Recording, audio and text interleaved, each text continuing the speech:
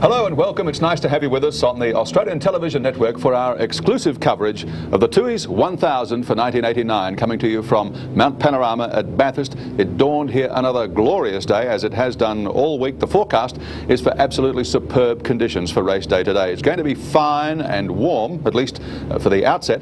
They're forecasting a top temperature of about 23 degrees, but the weatherman says there is a late change on the way. Now, how late that is could have an important bearing on this race, because they're forecasting rain, and if that hits at about 2 or 3 o'clock, Mike Raymond, good morning to you, we could have mayhem. Yes, good morning, Gary. I hope it's not a repeat of 1987, when you'll recall around about 2 o'clock in the afternoon the clouds just opened and we had an absolute downpour, and they have been talking about that for the last couple of days. Well, we saw some amazing driving from Glenn Seaton and others in that incident. It could bring things to life if it starts to settle into a pattern around that time. It's called a bonus, is it? It's not the bonus for the drivers, but it's certainly the bonus for the spectators. Well, here we are. We've arrived at race day and we're all in pretty good shape, drivers, cars and commentators included. But of course, it's a long week here at Bathurst. It's not just one day, the Sunday. I mean, a lot of practice, a lot of miles going to the ridge, a lot of action. Here's Mike. The early arrivals at Mount Panorama on Tuesday were greeted with Arctic conditions. Thankfully though, Wednesday dawned fine and clear. Dick Johnson setting the pace in unofficial practice, while the rest of the Sierra set just gave chase. There were the normal anxious moments, including this sand trap special from Kiwi Andrew Bagnall. Gary Wilmington meanwhile creased his Supra on the cement. Most of the spins were harmless, save for this hot shot from the Golden Oldies race when Benny Visser upended the trusty Holden, and in yesterday's Tooheys top 10 when that man Bagnall careered offline and into the concrete. Mountain regulars claim the Tooheys top 10 shootout was the best Bathurst bash on record. Nobody disagrees, but true to script, the King of the Mountain delivered on cue. Here's the green flag, and the Bathurst King goes out after the Mountain again. He'll throw plenty into this. You watch the way that he works, it's just total concentration. Get another of the cameras that we have in Peter Brock's car. Coming up towards BP Cutting. I think you'll be able to hear the reaction from spectators on top of the mountain shortly. 1 in 6 grade there, steepest part of the course. That's where you need plenty of power under your foot. Brock certainly got it. Listen to the crowd across here when Brock comes into view.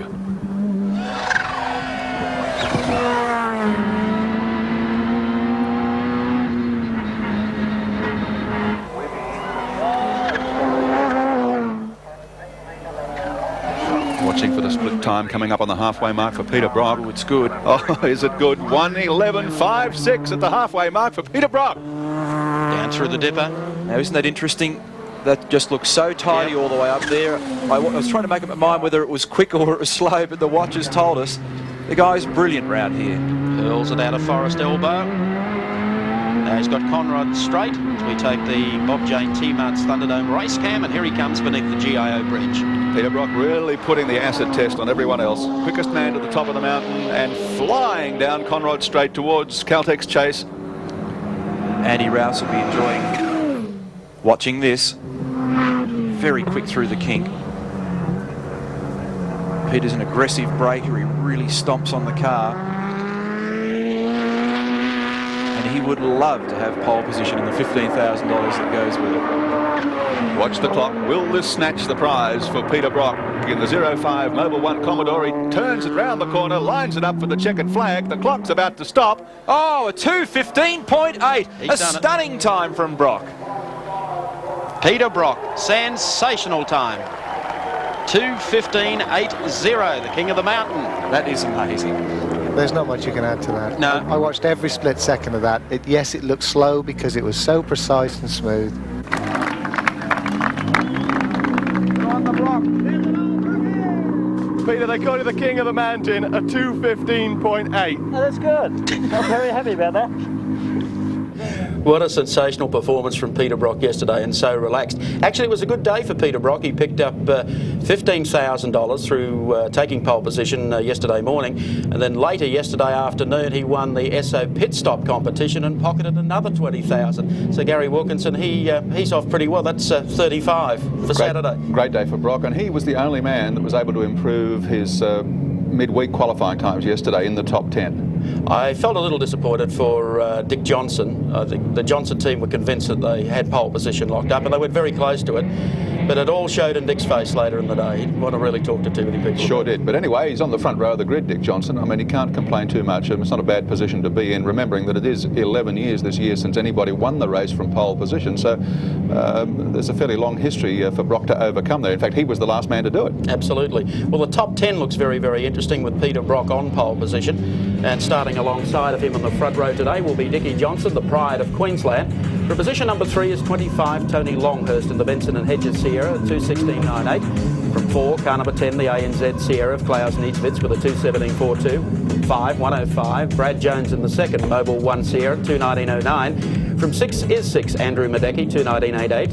From 7, 2, Jim Richards, the first in the Nissan Skylines, 2:20.09. From 8:30, Glenn Seaton in the Peter Jackson Sierra, 2:25.2. Alan Jones, our ex-Formula 1 star, from position 9 with a 2:20.63.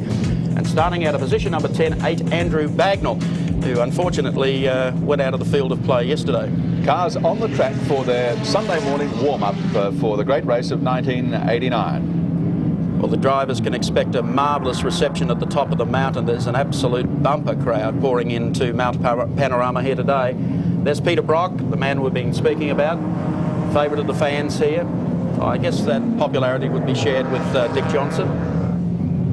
And there's setting out behind the Mazda pace car as they work their way up towards BP cutting for the first time.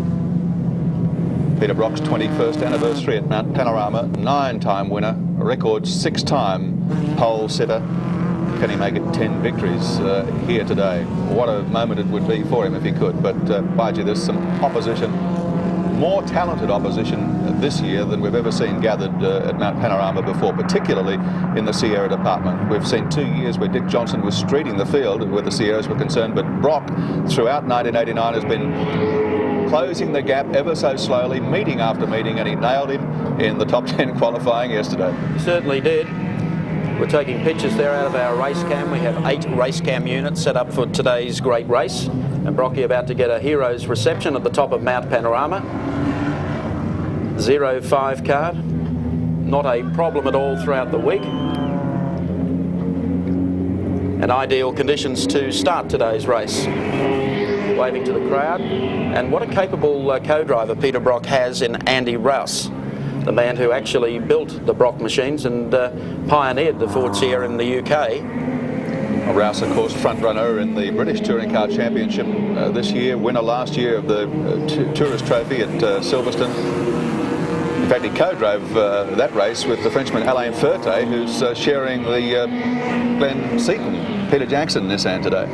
Yes, you said earlier that we have a quality field. We have both quality and quantity for this year's great race. The standard of the European drivers is just sensational. Yes, Alain Ferté, very talented young Frenchman. Of course, we have Pierre Dieudonné, who took the checkered flag here 2 years ago in the Texaco Sierra, only to be scrubbed out on protest. He co-drove with Steve Saber. But Dieudonné is back this year with the Alan Moffat ANZ Sierra team, co-driving with Greg Hansford. Let's go now to Neil Crompton with some more information for us. Good morning, Neil. Good morning, Gary. Good morning, Mike. And down here at the moment, a man that's always been a powerful force at Mount Panorama. Good morning to Alan Moffat. Thank you very much, Neil. Alan, you've always been in good shape at Bathurst, but I can't recall a better result. You've got 2 beautifully prepared cars, Rudy Eggenberger behind you. You must be confident that you can perhaps come away with your 5th victory. Well, we're hoping so. We were pretty hurt by our loss last year, and quite honestly, we started working on today a year ago. And I'm very proud to say we do have 2 cars, and with Rudy's help and magnificent assistance from Klaus Niedzwitz, we've got another young West German in Frank Biele, and a great Belgian driver, Pierre Dieudonné, who won the race in 1987 here with Rudy. subsequently, he took the checkered flag. Now, as you said, you had problems at around about three-quarter distance mark last year. How's the week been so far? Have the cars come together the way you've wanted? The pace has been there and the guys all happy? Yes, they went through a number of programs. As you know, the electronics are the key to running these Sierras. And Rudy has put in about 3 different programs, so with each day we were able to improve each day. Unfortunately, the first day we had 1 engine loss, so we made our sacrifice to the great gods of Mount Panorama, and hopefully that's the only one we'll make this weekend. Now, Frank Beeler makes his first appearance at Mount Panorama. What were his impressions of our enormous race circuit here? A little concerned about how bumpy it was. We've really tightened up the seat belts, but to him, it's just a mini Nürburgring ring. He's not frightened by it. He's settled in very nicely. Klaus has set the pace, and everybody has just gone in there just nicely behind him. Alan Moffat, best of luck. Thank you very much.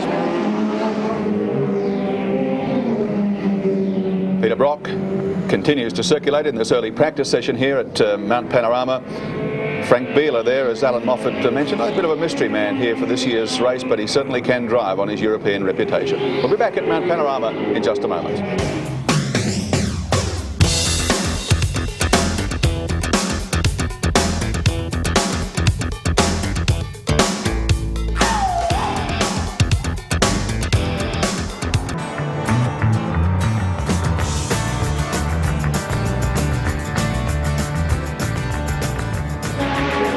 The great race, the Tooheys 1000, coming to you from Mount Panorama. This is, of course, his early practice. The race itself gets underway at 10 a.m. Eastern Australian time. Dick Johnson on screen, the man who was the fastest qualifier here on Friday night, but got blown off pole position by Peter Brock in the top 10 qualifying yesterday. Wasn't too much in it, Gary, 0.99 of 1 second, so Johnson did come very, very close indeed to landing pole here for the 2nd year in a row. Everything's gone well for his team this week. It's really a pity he just missed out on pole yesterday and also missed out on the pit stop competition to Peter Brock. So as I said earlier, Brock had a good day financially. Johnson wound up the bridesmaid on both occasions, both in Tooheys top 10 in the pit stop competition. But he's got probably the most professional team in Australian motorsport. Big budget and big results. Well, he's partnered by John Bowe from Tasmania in the number 17 car. Of course, Bowe's been driving the 18 car, the second Johnson car through the Touring Car Championship this year, but joins the boss in the number 17 machine, and they've got a British duo, Jeff Allam and Rob Gravitt, sharing the number 18 car in this race. There's Johnson working his way to the top of the hill, just making sure, bedding the car in, brakes, making sure everything's right for the great race start this morning at 10 a.m. Australian Eastern Time. Well, Johnson has finished second to Brock in the runoff for pole. He's finished second for Brock in the SO pit stop competition. He'll be hoping he goes one better at least in today's great race. Johnson, of course, winning the shortened classic here at Mount Panorama in 1981 when the big smash at the top of the mountain, or at Forest Elbow in fact, between Christine Gibson and Bobby Morris halted the race some 30 laps short of the scheduled distance, and Johnson was declared the winner. Well, Johnson continues. As Gary said, we have 2 cars entered by the Johnson team here at Mount Panorama for this year's race. Johnson and John Bowe in the number 17 car, and in the 18 car, Rob Gravitt and Jeff Allam. And with Rob Gravitt in the pits, it's good morning to Richard Hay. Good morning, Mike. Good morning, Gary. And indeed, with me in the pits, Rob Gravitt, who at the moment is leading his class in the British Championship with a car that you bought from Dick Johnson. You come over here and drive his cars at Bathurst. How do they compare, first of all, Rob? I can only just hear you, actually. How do the cars compare with your car in England? Yeah, they're very, very similar, actually. We're obviously running different tyres. In England, we run Yokohama. Here, we're running Dunlop tyres. But the cars are very similar, yeah. Now, throughout practice, I think it's fair to say that yours has been the more conservatively run of the 2 cars. Is that intentional?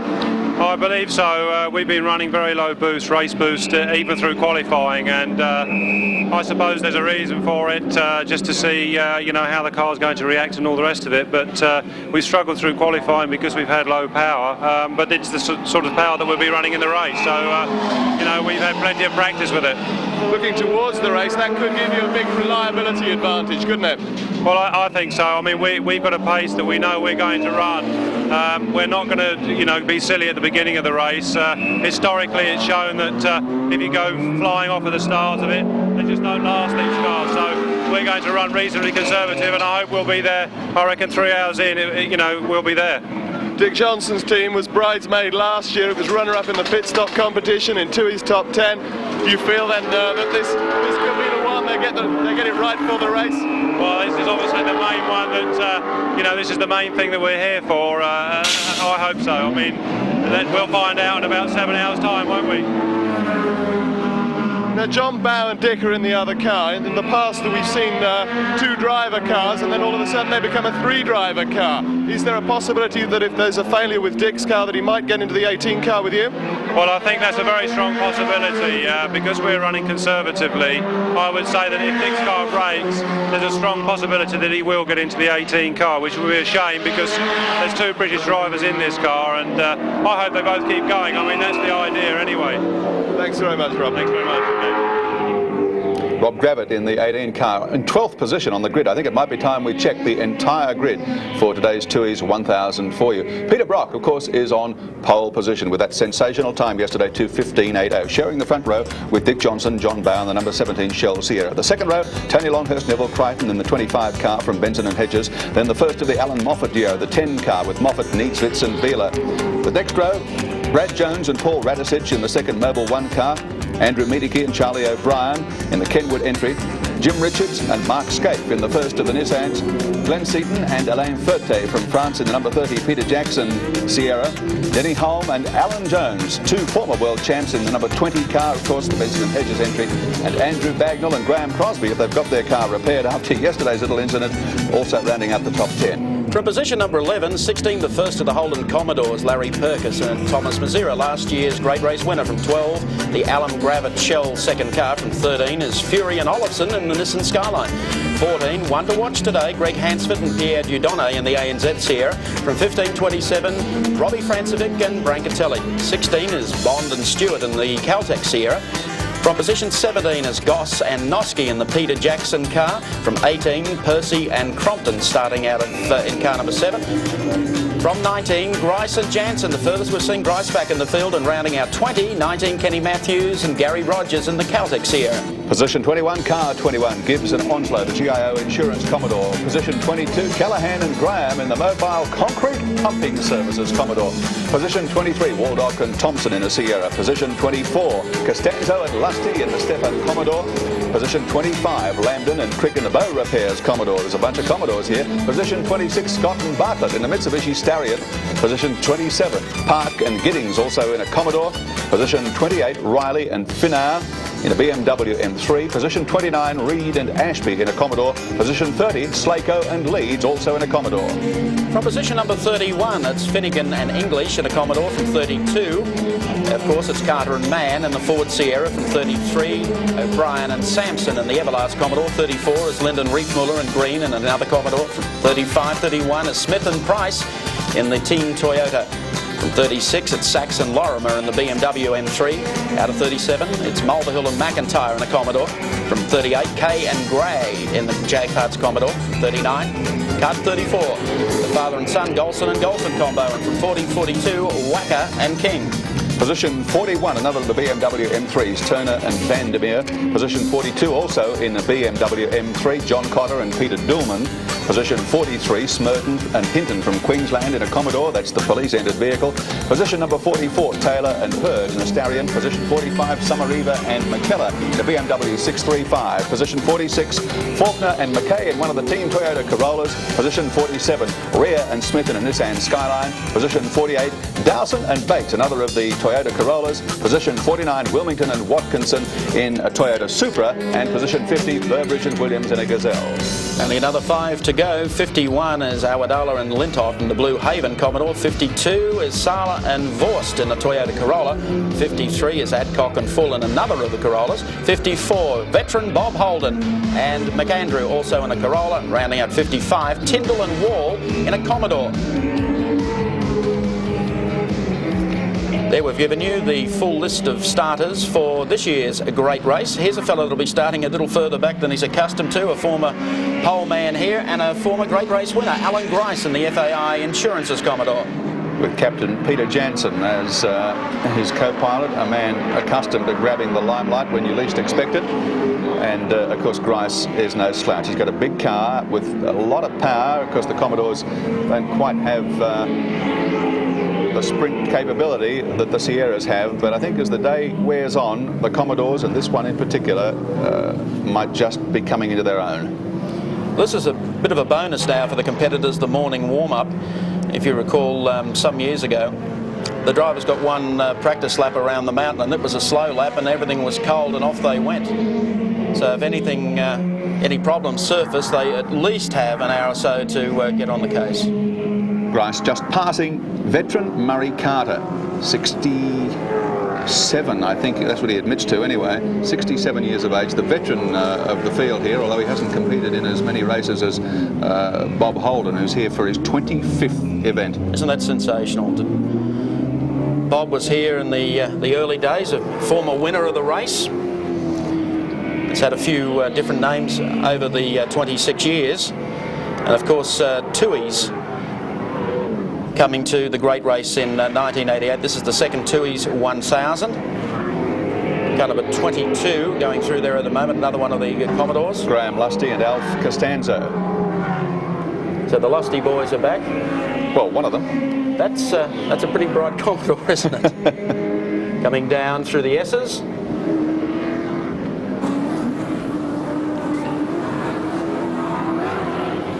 No incidents to speak of in the morning warm-up. It's been an incident, well, fairly incident-free week, hasn't it? It really has, compared to the dramas of last year with international stewards, and we didn't know who was starting out of where, and the top 10 being changed around. It's great to have the great race back on track, not only with a morning warm-up and the top 10, but also a standing start to come at 10 o'clock. Well, as we mentioned, we've got 31 cameras here to cover the action at Mount Panorama for you this year, including 8 race cams. Of course, lots of new innovations, as we always have. And John Brady joins us now to tell us about one of the new ones. That's right, Wilco. Over the years, we've always tried to do something, as you've just said, Wilco. There's been headlight cam, there's been race cam. Well, this is a newie. We've now got helmet cam. And take a look at this. We've got our model wearing it now, but as you see, pit crew will be wearing it. You'll get the idea of it as the pits actually are, and that's going to mean a lot of juggling, a lot of movement. You'll get an idea of just how fast things are going on as they try to frantically put wheel nuts back on, change brake pads, and it's a novel little concept. Now, I think during the day it's probably going to be one of the more unusual shots we've showed you at Bathurst, because the pits are just so hard to describe. As you know, once you're down here, it's sheer chaos, and from that closer view, you'll get some idea of it. Thank you, John. An explanation there of our helmet cam, something new to come in the great race of 1989. Well, I think most of the drivers who are out on the circuit at the moment would be delighted with the weather conditions that prevail here this morning. We won't go into the forecast showers of this afternoon, but at the moment they're hoping for a dry start to the race. And here's one guy who would like to put them back to back.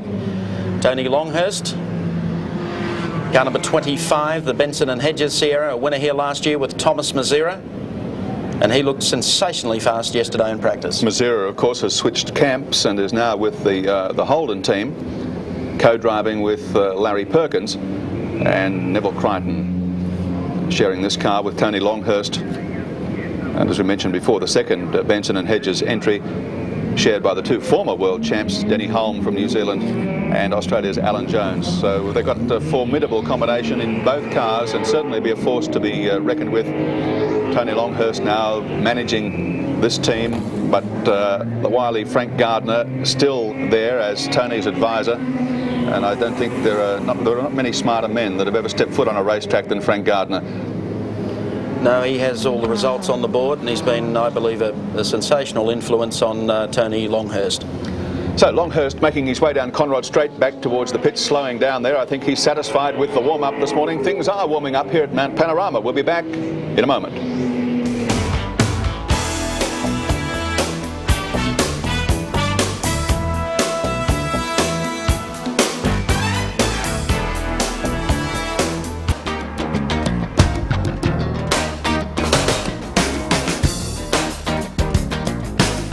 Sensational aerial view there of Mount Panorama, the biggest crowd that we've seen here in many years building up for the Tooheys 1000. What a race. Special welcome to our viewers around the world that will be seeing this telecast, an estimated 350 million people around the world.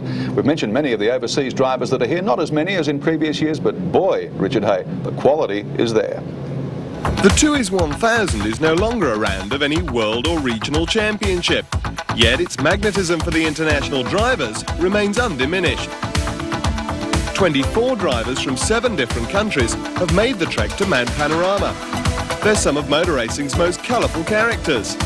That said, you might expect the leader of the pack to be some 25-year-old hotshot playboy from Monaco. Not so. Here in the deep southwest of England, at the head of the Piddle Valley, is a village best left nameless. But close by, the home of one of England's best-known touring car drivers, Wyn Percy. The 47-year-old Weymouth garage owner lives a life of complete contrast to his high-speed occupation. From this Mazda dealership, it's a short drive home to wife Rosemary. They met when she too used to compete. But while he continued car racing, she turned her competitive attention to horses and the indoor riding school. This 200-year-old home at Weymouth-on-Sea has been base for one of the world's most successful touring car drivers. 3 British championships, 2 wins in the Spa 24-Hour Classic and runner-up spot in the ETC are just a few of the highlights. This year, Percy continues his long association with TWR and through the Holden Racing team hopes to add Bathurst to his impressive record. Well, I've been fortunate enough with most of the other big touring car races in the world. Bathurst is obviously one of the greatest. It would mean an awful lot to me. And especially to go back in the Holden, which is obviously not expected to win the race through its lack of actual speed. Without doubt, the European man of the moment is 33-year-old Alain Ferté. The fast Frenchman caused an upset at Le Mans this year with the fastest lap of the race, and the rewards have come thick and fast. A 2-year Jaguar contract already in his pocket. But what of his touring car form? Second in last year's French Championship, British Tourist Trophy winner with Andy Rouse, and 2 victories in the German Championship prove that Glenn Seaton's co-pilot is no slouch behind the wheel of a turbo Ford. It's very, very happy to drive this car because all the time in Germany, for example, it's all the time because it's very close and it's all the time very, very hard on the braking, hard in the corner. It's very interesting. What do you get when you cross the 9-time Bathurst winner with the very man who pioneered the whole idea of racing Sierras? The answer must be one of the favourites. England's Andy Rouse this year joins the King of the Mountain, combining 21 years of Bathurst know-how with the backing of these workshops in Coventry, a factory that's produced more than half the world's Group A Sierras. Rouse is a 4-time British champion, and his company has successfully fielded the Labatts and Caliber cars in Britain this year. His arch rival, and a man with equal claim to the honour of fathering the racing Sierra, is Swiss tuning wizard Rudi Eggenberger. The always astute Alan Moffat believes Rudi's rockets are the solution to a Brock-Rouse problem. Having led the event in '87 and again last year, the ANZ team has doubled its winning chances this time round with the addition of Germans Klaus Niedzwitz and Frank Biela to drive a second Eggenberger Sierra. Australia is used to the sight of Dick Johnson's cars dominating touring car races. But until this year, it's not something that's spread to the UK. Londoner Rob Gravitt saw Dick's Redbacks as the answer to the all-conquering Rouse cars in the British series. A new coat of paint, and they were just as devastating. Joined by former TWR star Jeff Allen, Gravitt will line up in the second of the Shell Ultra machines. Bathurst it's all about to be quick, you have to commit to the circuit, and you've got to keep away from those walls as well. Potential winners don't stop there, with Sweden's Anders Olofsson joining Jim Richards at Nissan, and Italian Gianfranco Brancatelli lining up with Kiwi Robbie Francevic. Who knows, maybe '89 will be the year the internationals finally conquer the great race. Yes, it's been a while, I think, since Jackie X partnered Alan Moffat to win the great race, overseas driver. Right, Mount Panorama, you know, it's 2 different places. Down here at the bottom of the mountain, it's a totally different scene to what happens up on the top. That's where the real diehards are. Let's join Morris Parker. Good morning and welcome to the top of the mountain. They reckon it's up here that the real action happens throughout the day. And these guys have been here all week. How are you? Good. Yourself? Oh, not too bad. Nice and early, is it? Yeah, I could do with a bath, but... You could do with a bath. How long have you been coming to the race for? Oh, I've been coming up. This is my 10th year up here. I've got my family with me this year. Why do you like the race so much?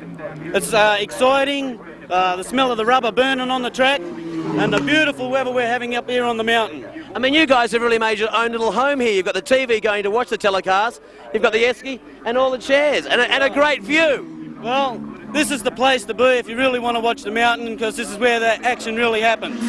Okay, then, who do you think is going to win the great race? Oh, Peter, of course. He's going for his 10th. He's all hyped up for it, and I hope he does it. Okay, so we've got a Peter Brock fan here. Anybody else? Any tips? And, of course, Dickie Johnson, right? No? Yes. This could be a very rough place at the end of the afternoon. Dick Johnson fans and Peter Brock fans. Yes, and of course it did slip my mind that Armin Hahn partnered John Goss in the Jag victory 3 years ago. It was a spectacular victory as well, but the internationals have done it a little tough, as they say. It's more of an Australian race for Aussies, but I think today Andy Rouse will certainly help Peter Brock with his quest for victory number 10. Of course, there's a lot more to come here at Mount Panorama. The build-up to the Tooheys 1000 continues. We've got a lot more of that to come after this break.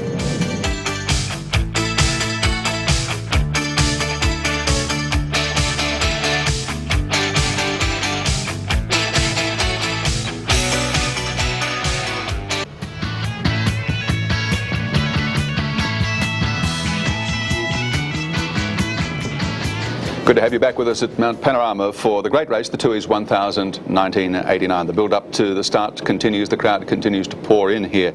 It's a great sport, you know, motor racing, plenty of thrills and spills, plenty of action. It's a 7-day-a-week job. These guys never rest, and of course it's also provided plenty of work for panel beaters around the world. Thank God it's Friday! Our first hit of the year is attributed to England's Mr. Nice of the Ice, Christopher Dean. Trading his bolero for a fireproof sombrero, the skid-lid skater tried his hand at Oscar racing and had a ball till he met the Calder wall. January in Moscow has never been regarded as the peak of the tourist season, but it does attract a different type of icebreaker.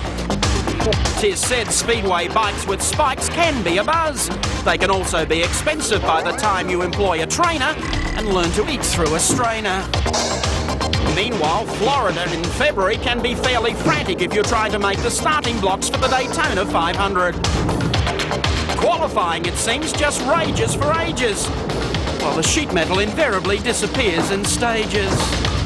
Old-timers still dominate here despite the kerfuffle, still have enough wind for the victory shuffle. March heralded the Big Oz Bike Bash at Bob Barnard's Fantasy Island. Wollongong Lane was the man under strain, but true to script he came up trumps while the rest just fell about, which is something Kevin Schwantz managed to do with regularity. Race after race after race. April was also hot, but for all the wrong reasons. At Imola, Gerhard the well-done burger escaped this Ferrari torch session, while in the States, Richard Petty threw a pitside barbecue just to break the monotony of the Volunteer 500. There was also the customary snag at the Pomona Drags when some guys reached for the stars and are still nursing the scars.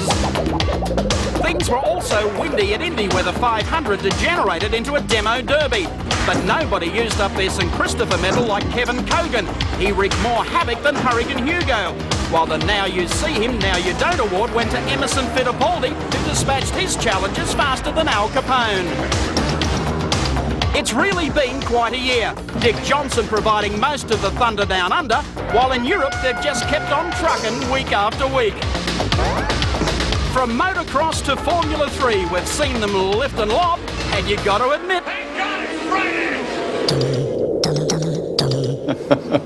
You know, there's no substitute for experience, although a large measure of talent helps, and there are two guys in the number 20 Benson and Hedges Sierra this year that have got plenty of both, Neil Crompton. certainly have indeed, Gary. There's some pretty hot driving combinations in this race this year, but the pedigree of these two blokes is about as good as you can get. Good morning, Denny Holm, Alan Jones. Morning.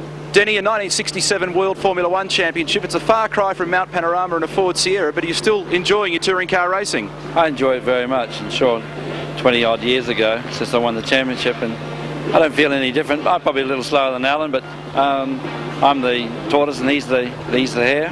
We'll get there. Your first experience this year, in touring cars at least, with a turbocharged Group A machine, a little bit difficult to come to terms with? It is, and I would say it probably still is. I'm going to practice in the race, but I'm getting used to the lag on the engine at the moment, and I think Alan's accomplished that, and that's why he's just that little bit quicker. All right, best of luck this afternoon. The man that'll be with you, Alan Jones. Morning, Jonesy. How are you? Looking forward to this? Yeah, I am, Neil. Actually, good competitive car, a good professional team. I'm really looking forward to it. Third last year. Can we get an improvement in 89? Well, every time I come back, I move up a bit, so I'm hoping at least a second anyway. But I think with a bit of luck, you know, I reckon we might give a few shocks today. Well, I wouldn't mind $10 for every car you've been in over the years, in Formula One and other single-seaters, Group A, sports cars and what have you. How does this little jigger compare to drive? Is it good fun? It is, yeah. I mean, I relate this car closer to a group like a GT car than a touring car. The old Falcons and the old Holdens, the old sludge pumps that sort of wheel all over the place and haven't got any feel.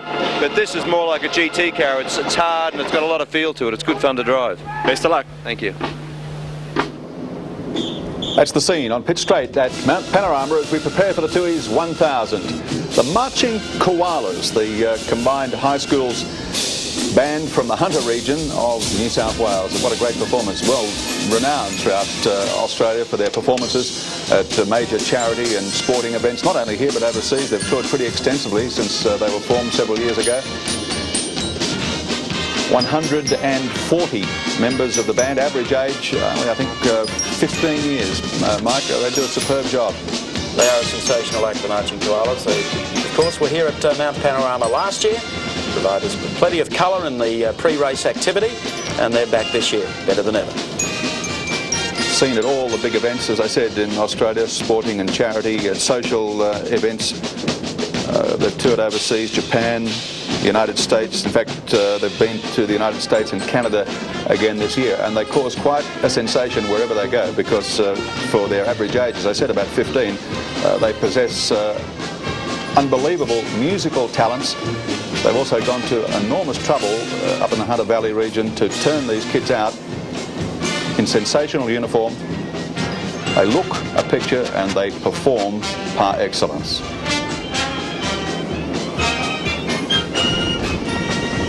Also helps to break the ice here in the pre-race activities, and most of the guys starting to feel that rush of adrenaline. Only an hour and a little off the start of the race.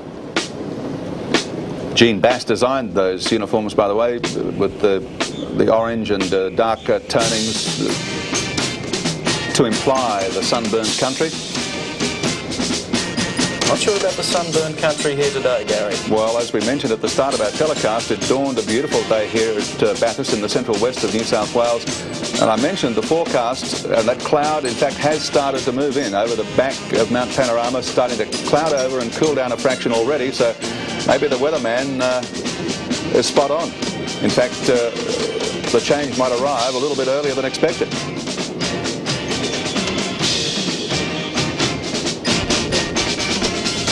Got a sensational sound and also a very, very professional act, the Marching Koalas. This outfit was formed in 1982 with representatives from 23 high schools in the Hunter Valley region. When you finish school, you leave the band. New members are inducted every year, so those musical skills are passed on to an ever-increasing number of young people.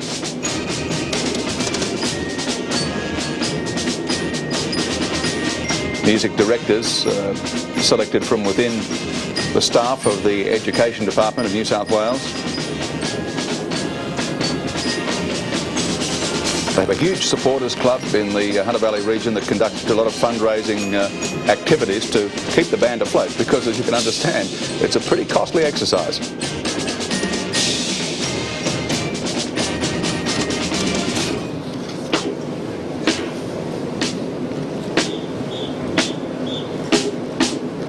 Crowd along pit straight here at Mount Panorama, enjoying this.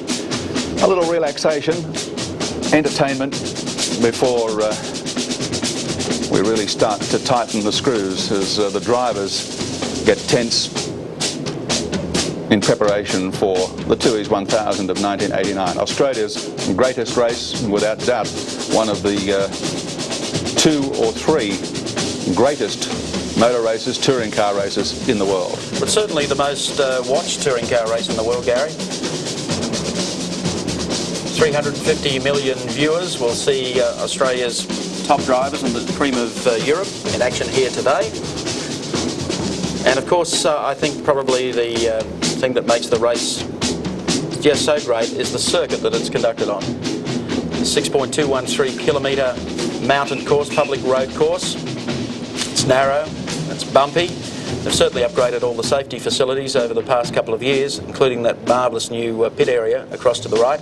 That piece of road you're looking at there is 700 metres above sea level, and at the top of the circuit it's 862 metres. That's a pretty rugged climb and puts an awful lot of strain on the components, the engine and the chassis components in these cars. That's what makes cars break at Mount Panorama, and that's why people like Peter Brock have such a great record, because they can drive fast but they can take care of the car. Jim Richards, another one. Well, there's so many of them that love this circuit more than others. Brocky obviously gets a great buzz out of racing here. Told me the other day that he could just do with one race a year in Australia as a real hype. Bathurst is that type of event. And the Europeans, of course, don't get to run on so many of these types of circuits. They're a little more clinical in Europe. And I think for them it's also a buzz. The colourful, the talented marching koalas entertain the crowds on pit straight as we take a break from Mount Panorama.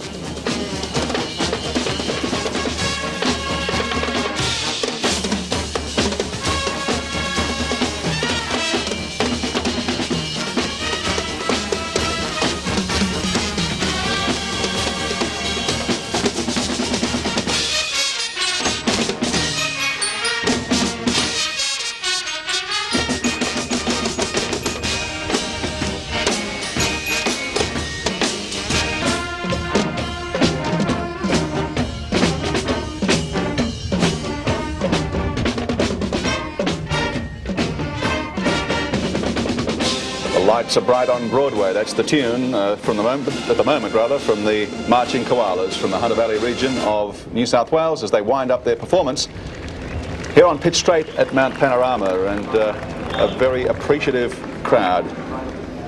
They're about to take their orders and play off at the end of their performance. You can feel the tension starting to mount, can't you, Gary? With all of the drivers just anxiously walking along the concrete wall here in the pit lane, just looking over, chatting and going back to their cars all the time. Okay, the marching koalas preparing to leave pit straight. In fact, we're about to set pit straight alight. Here's Neil Crompton.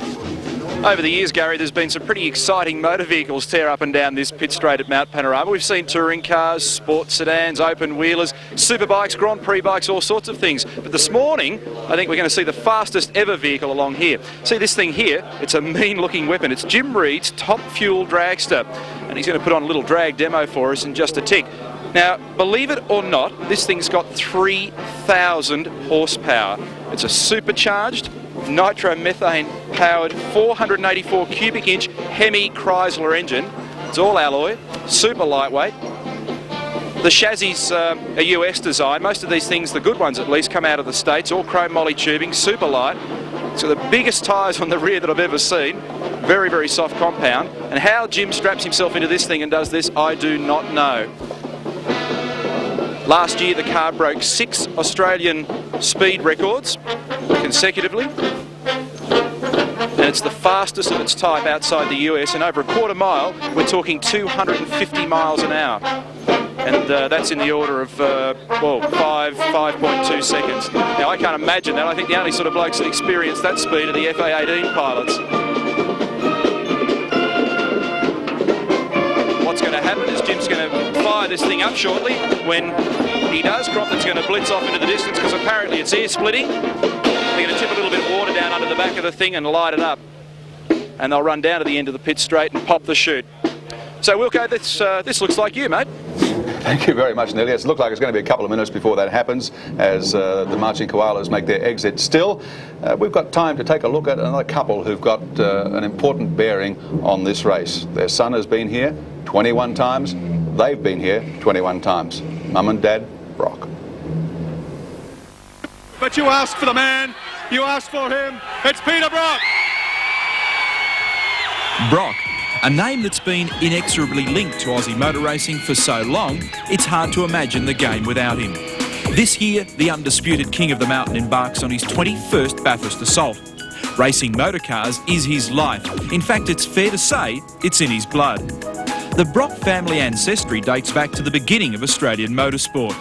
Henry B. James, a great-uncle of Jeff Brock, Peter's father, was a founder of the Automobile Club of Victoria, now known as the RACV. He organised what became the first races on the East Coast. And it was those early family ties that captured Jeff's attention towards motorsport, and the fascination filtered through his young family.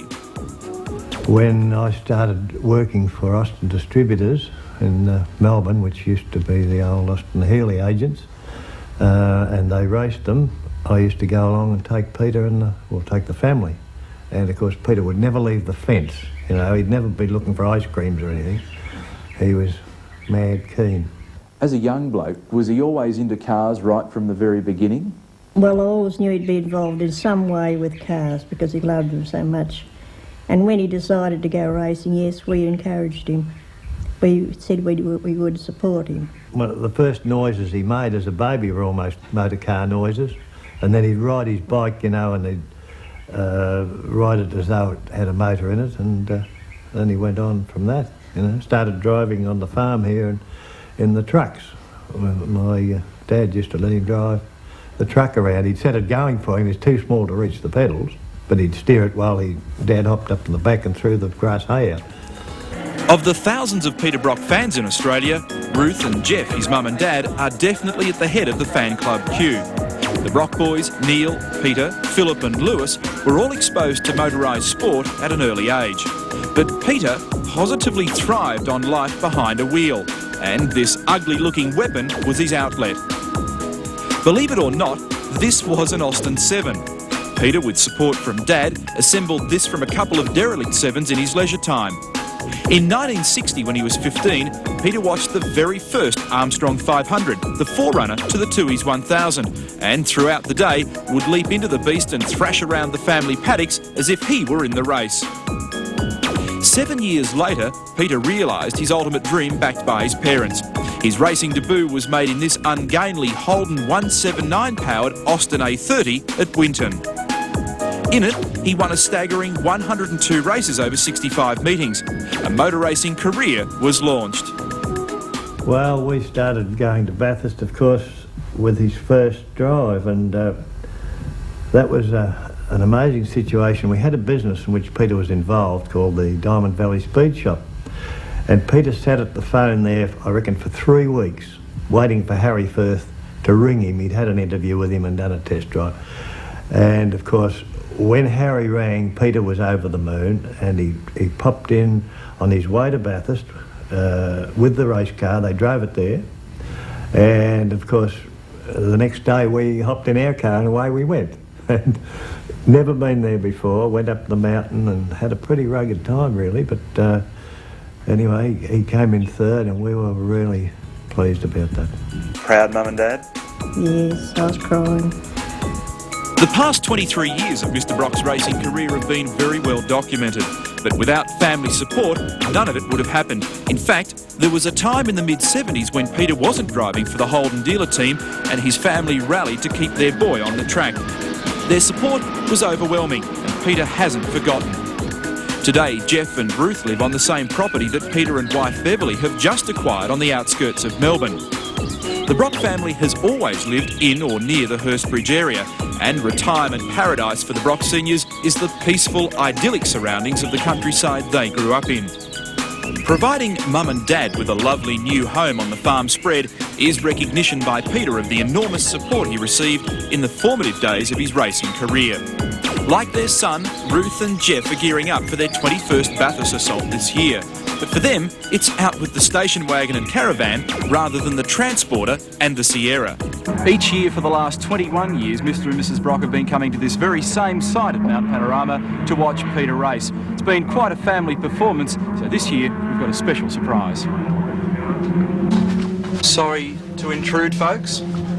It's one thing for the whippersnapper to come up here 21 years and win 9 times, but coming up here 21 times and sitting here in the caravan to watch him do all that's an even greater feat. So on behalf of all of us at 7 Sport and motorsport enthusiasts around Australia, enjoy your 21st. And one final question to both of you: who do you think will win the 1989 Tooheys 1000? Oh, that's easy, Neil. Peter will win. Jeff? Yes, Peter will win. No doubt. No doubt. Happy 21st. Oh, Good on you, Mark. This is a surprise. You deserve that one after all those nights. Proud parents, they're great, aren't they? Well, I think Jim Reed is just about ready to cut loose on pit straight in our Dragster demo. This should be quite sensational. With the amount of horsepower this car develops, he's probably got about a 200 metre strip along here. He'll pre-stage it and warm the tyres up. That's if he doesn't blow all the windows out of the VIP suites with the noise of the vehicle. That's his rescue vehicle next to the Winfield Championship rail that he's about ready to line up now. I tell you, it's brought the spectators alive along pit straight, let me tell you. People running down to get a closer view along the fence and being waved back by the marshals.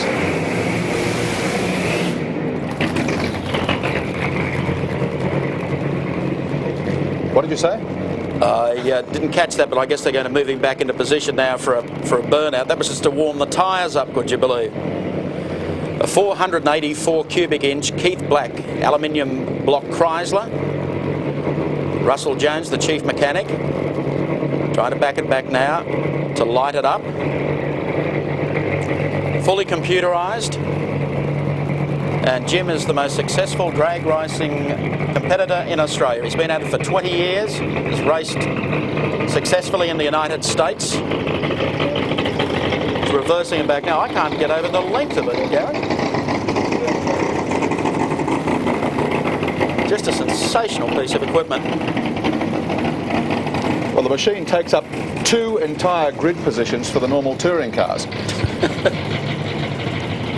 Spectators will have their hands in their ears in a second when he cuts loose here. We're expecting he'll pop the parachute on as well. He'll drive it as deep as he can along the straight. Keeping in mind that the ARDC have, quite rightly, have restrictions on here about the speed along here. Wait for him to light this up now. He's just about set to go. If you've got earplugs at home, folks, you might need them too. Claims in about 100 metres he'll turn 160 miles an hour before he pops the chutes. Here we go.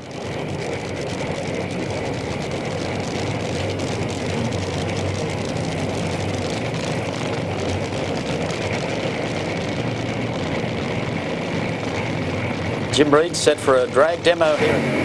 Oh! I don't think he could have travelled much further because the track turns left up there, and I think he would have been fresh out of room. But he's left a trail of blue smoke there. Spectators giving him a big cheer. Got a pretty crook turning circle, haven't you? Yes. Not like your average car. Jim Reed there, adding to the pre-race activities at Mount Panorama prior to the Tooheys 1000. I guess probably the first time a lot of folks have seen a championship rail in action. So, Jim Reed, after his run this morning at Mount Panorama, it'll probably take about 20 minutes for everyone to get their eardrums back in place. Let's have a look at the replay of this. Just look at the horsepower.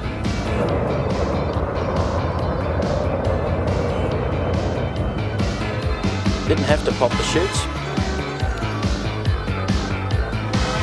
As you said, Gary, it'd be a very fast mode of transport. The only trouble is it doesn't turn left or right. Here's another man that we've seen at Mount Panorama before. In fact, Ross McLean in his pit special. one of the top men in his field of aerobatics in Australia. And his goal, of course, would be a world aerobatic title. Performing a pretty tight program here, 11 separate manoeuvres, and I wouldn't even pretend that I begin to understand exactly what they are. Torque roll, climbing snap roll, which I think you'll find he's about to do.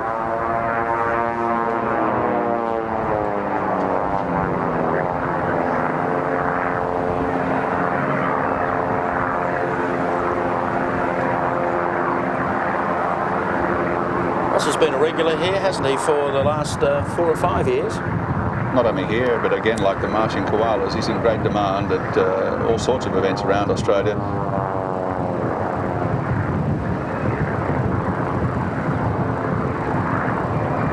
Some good pictures there from a 7 chopper, Captain Frank Van Rees at the controls and Doug Hampson bringing the pictures out of the chopper. Verted slow roll, followed by the push-up half roll, 1.5 snap roll. Sounds like me.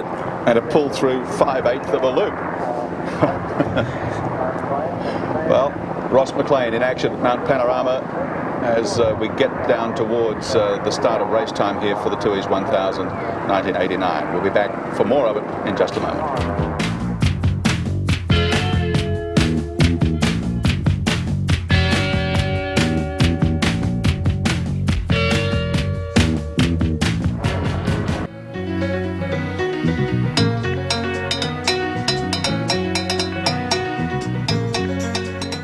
Welcome back. We're just about 48 minutes away from race start for the Tooheys 1000.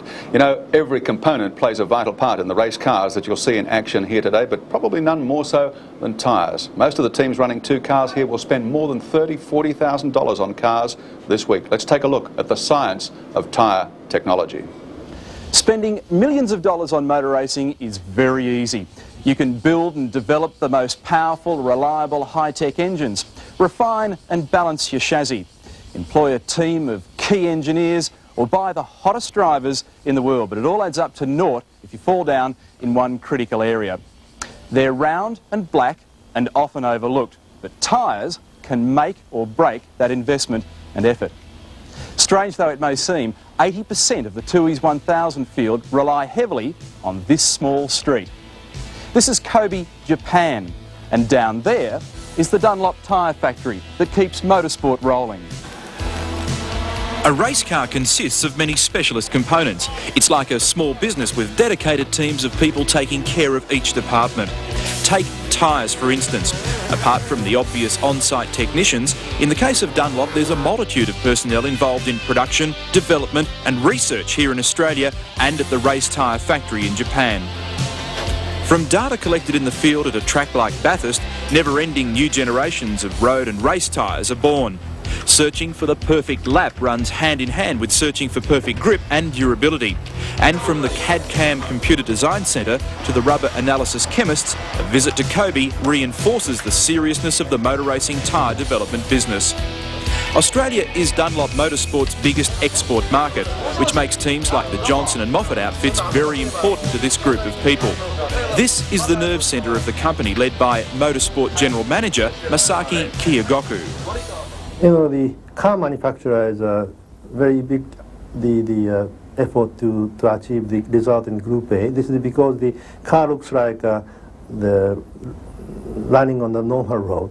So if the race result is good, it's a good reputation for the car. The same for the tyres. For example, the Formula 1, Formula 3000 Group C is rather say it's a development area for tyre, but Group A is also it need a very hard development. But it's a good chance to show our technology or good performance for the person who look to the events. So this is not only for Australia, but also in Japan and some European countries like Germany. The Group A is a very important category for the motorsports peoples. Interestingly, building race tyres and high-performance road tyres is done exactly the same way, and it's labour-intensive. Today's race tyres are made mostly from a petrochemical-based synthetic blend, not just a rubber tree. The initial mixing and blending is done in a mechanical device called a Banbury mixer. The ingredients include carefully measured quantities of carbon black for strength and colour, chemical powders to determine the compound, and man-made sheet rubber, or SBR, styrene butadiene rubber. After this big blender does a mixmaster impression, the murky compound drops one level where giant calendars squeeze the material into the required shape. From that point, this raw tread heads off to be extruded into the final tread shape for final construction. At the same time, another process is underway to form the basis of the tyre. This is called first stage building. A skilled operator hand makes the tubeless inner liner, adds the bead, then folds the casing and the bead together, and finally wraps a layer of rubber on the case for the sidewall. Despite the use of laser lights for pattern precision and highly specialised machinery, it's still the job of a craftsman. It's at this point in the process where all the elements combine and we get something that actually looks like a tyre. Now, if you thought that making racing tyres merely involved tipping synthetic rubber in one end and bingo, a magic mould spits out the tyre at the other end, then you're wrong. Such are the exacting tolerances and requirements of making a race tyre that they literally have to be handmade. Now consider that this plant produces 200,000 tyres a year. That makes Mr. Sagabi a very busy boy. At the second stage building point, the operator lays up one of two fundamental different construction types, either radial ply or bias ply, sometimes known as cross ply. The second stage builder turns the raw cylindrical carcass into something like a real tyre by adding the tread that was completed earlier in the process. Next stop is a trip to the final moulding area where, depending on the type of tyre, it's baked at around 130 degrees C for approximately 20 minutes. As the tyre leaves the mould, the whole process has taken around 4 hours from the initial point of rubber mixing. Complete curing requires another 48 hours. The factory operates 24 hours a day with 3 shifts and a total staff of 2,000. Throw in 400 to 500 different compounds and 200,000 car racing tyres per annum, and suddenly the $1,500 or so price tag for race tyres doesn't seem quite so steep. From our point of view, there's really about 3 main reasons why we're involved in motorsport. The first of those is the technical development point of view, which you've already mentioned. The other is that we intend in Australia to use the successes in motorsport that Dunlop has to build the brand image of Dunlop road tyres, especially now that the market in Australia is tending more and more towards performance tyres. And the third is that it also generates very good will and good image within the company itself. The people within the organisation actually get together and follow the successes of the brand on the racetrack, and that has, excellent value in terms of morale within the company. The ultimate test of the product is made at the racetrack, and still there are more people. At Bathurst, Dunlop tyre technicians will carry stock for their customers and provide a fitting and balancing service, plus data logging for each team. And yet, despite the capital investment, despite all the high-techery, for many people a tyre is just a round black thing at its best when it's going up in smoke.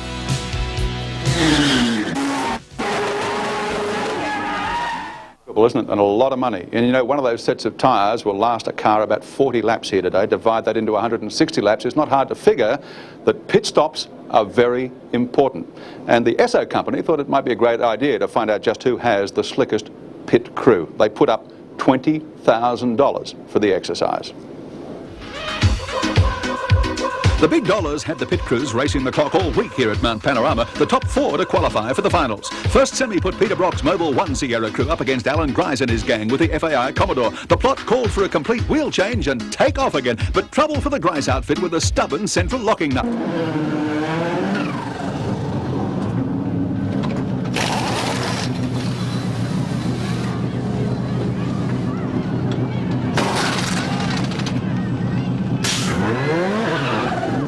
Brock through to the final in 12.7 seconds. That's a Formula 1 pit stop effort, and the huge crowd on pit lane loved every moment of the drama. Now the second semi in the Esso competition. Dick Johnson and the good old boys from Queensland up against the Nissan know-how of George Fury and friends. The Nissan boys at a disadvantage because they've got 4 studs on each wheel against the Sierra's single lock nut.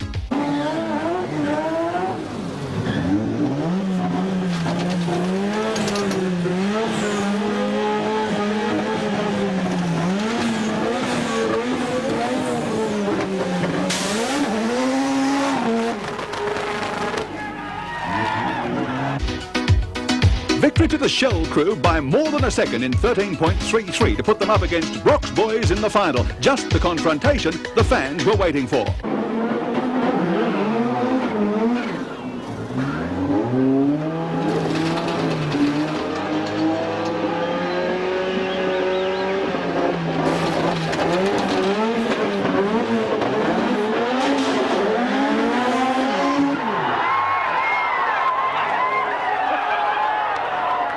The prize goes to Brock and the Mobil 1 crew. But some anxious moments when the call goes up for a rerun because someone stepped through the timing beam and no time was taken. The Shell boys were keen to go again. But the Mobil car had it clearly won. And after a hurried confrontation by officials, the result was confirmed. Maury Barry from SO's got the trophy. That's worth winning on its own, Maury. I think so. Congratulations, Peter. Ripper, Maury. On behalf of SO, I'd like you to present you with the trophy. Thank you, mate. Here you go. Here's the cheque for $20,000. Maury, you're a good guy. If you're a girl, I'd give you a kiss. Congratulations to SO for thinking it up, and the drinks are on you. Absolutely. In fact, I couldn't think of a nicer, more fitting moment than for Mobil to get some money off SO. It's marvellous. Thanks, boys. Here it is. I think it might become a permanent fixture here in future years, the pit stop competition sponsored by ESSO at Mount Panorama. Well, for a moment here, I thought I was at a tennis tournament because John Alexander walked in the door. And John, you and I are usually sitting in this situation at Flinders Park in Melbourne or somewhere. What are you doing here? Normally when the tennis is on, we talk about cars. Well, I'm a car enthusiast, as you are. You sniff petrol fumes or whatever, and I wouldn't miss this race for the world. I think it's going to be a great race, and it's, I think, very, very interesting this year, and it's great to see Peter Brock back so strong. It's great to have you here, and I know you've always got an opinion. What is it? Well, it's pretty hard to go past Peter Brock right at this moment. What about the rest? Did you see any of the qualifying yesterday? No, I didn't see any. I had a mechanical problem. I was in the pits, so I spent all day yesterday. It took 10 hours to get from Sydney to Bathurst without speeding, of course. Of course. No, I didn't see a lot of the qualifying, but I saw the show last night, and Brock and Dickie Johnson look very, very strong. But it's a long race and anything can happen. John Alexander, he's a Peter Brock man, at least for the moment. We'll be hearing more from John a little later in the day. Getting close to race time now, back after this break.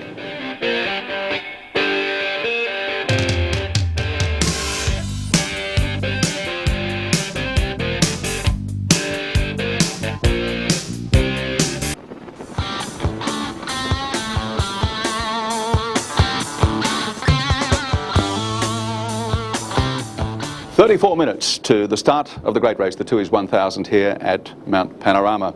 Dick Johnson, pole sitter here last year, has been pushed aside from that position by Peter Brock this time round, but of course he's dominated touring car racing, Dick Johnson, the last 2 seasons in Australia. 1989 was no exception. What a year it's been for Dick.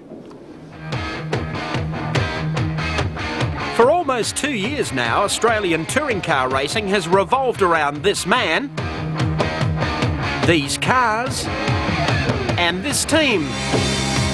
Yes, folks, the Dick Johnson Roadshow has come a long way since those days when the Queenslander didn't know a rock from a hard place or couldn't see the forest for the trees. Johnson has been a regular commuter to Mount Panorama for 16 years, though his only victory came in the accident-shortened event of '81. Last year, the 44-year-old Queenslander was the shortest-priced favourite in the history of the race. He started 3 cars, but wound up the Bathurst bridesmaid. Well, they keep saying every year, they say, well, I don't know why we bother going back to that place, you know, but it has something that just keeps drawing you back there, and I think it is just that elusive win that keeps, we need a win at Bathurst really bad. True, Dick Johnson has yet to leave his mark on a full-distance race here at the Mount, but it's a different story in the Australian Touring Car Championship.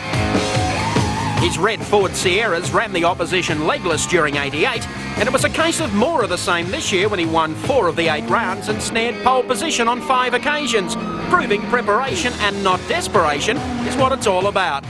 I think it's mainly because of the team that we've got, which has worked together very, very well, and I've never ever had a team as good that could work together as well as these people have, and obviously with the amount of development work we've done over the past 18 months to 2 years, and it's just an ongoing thing. And I believe that when we started the championship at the beginning of the year, we actually had everything to our liking, and things really fell into place for us. Johnson's high profile this year hasn't been restricted to touring cars. He even found time to make 3 trips to the United States for a healthy assault on the NASCAR calendar, including the super speedways and road courses. His tour opener at Laguna Seca was an eye-opener in more ways than one. Dick Johnson, his car has gotten off of the tire wall and now is back on the race course. He is the reason for this full course yellow that we are under at the moment. The car ran off the course as he got in some oil. Here it is, and here's how it sounded. I'll have to come in, you can have a look. First of all, the cars were a lot different to what one would expect on a road course. And the drivers, they drive very, very hard indeed. So yeah, they sort of leave a lot of donuts down the side of your car and things like this.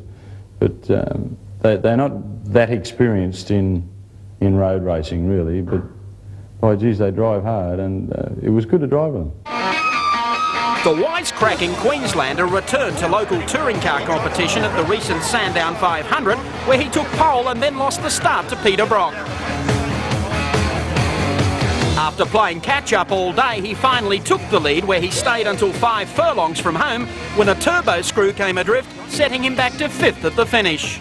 Well, to be quite honest, Sandown, that's the closest we've ever been to winning that race. So we had a number of problems.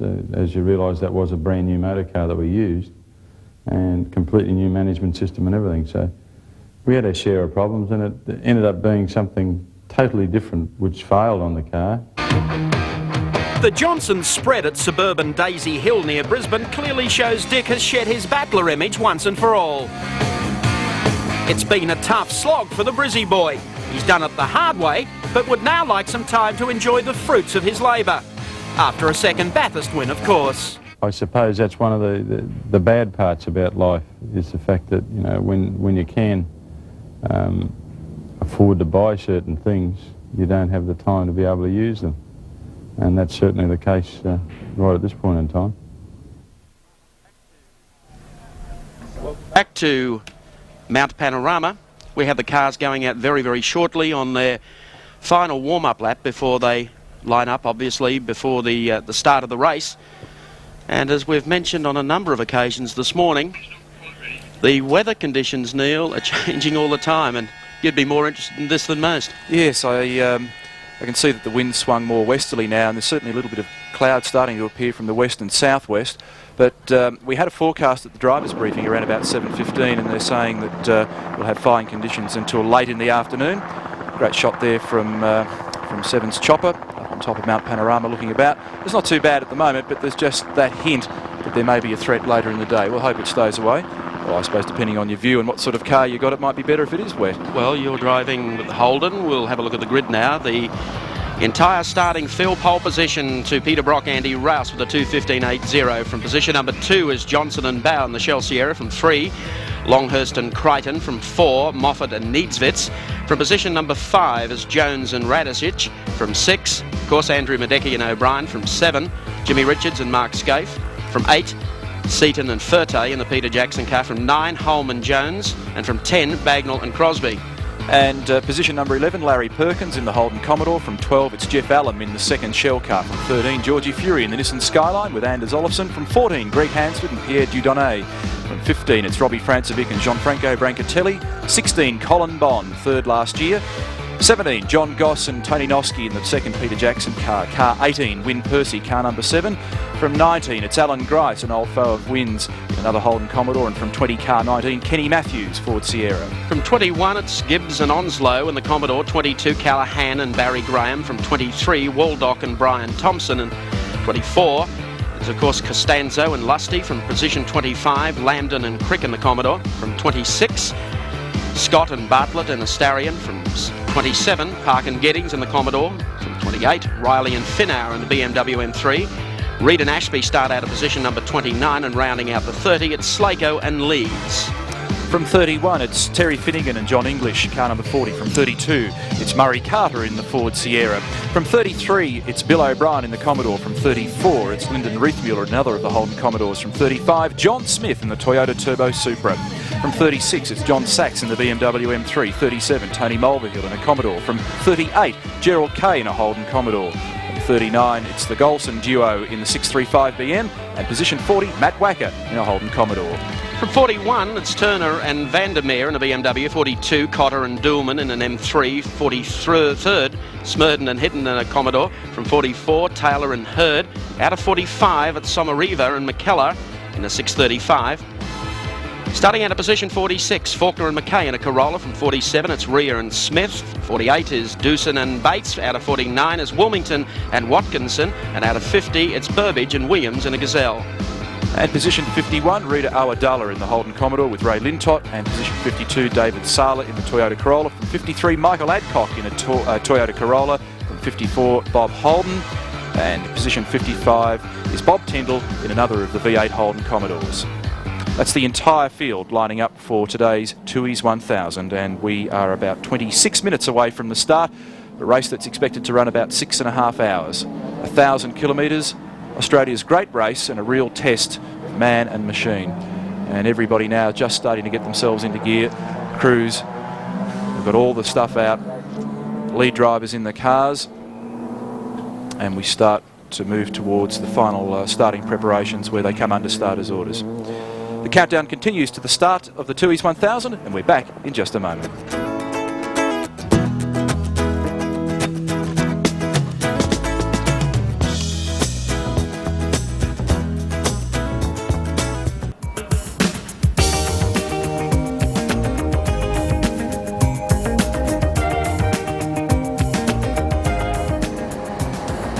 Back at Mount Panorama, and we have an aerobatic pair from Central Flying School to get things moving just prior to the start of the great race. And joining us this morning, Flight Lieutenant Shane Rowe. A couple of PC9s in action here. Good morning, Shane. Yeah, good morning, Neil. It's nice to be back at Mount Panorama after last year. Unfortunately, we've only got 2 aircraft this year. With the PC9s, we're building a new team and having to do things nice and slowly for a start.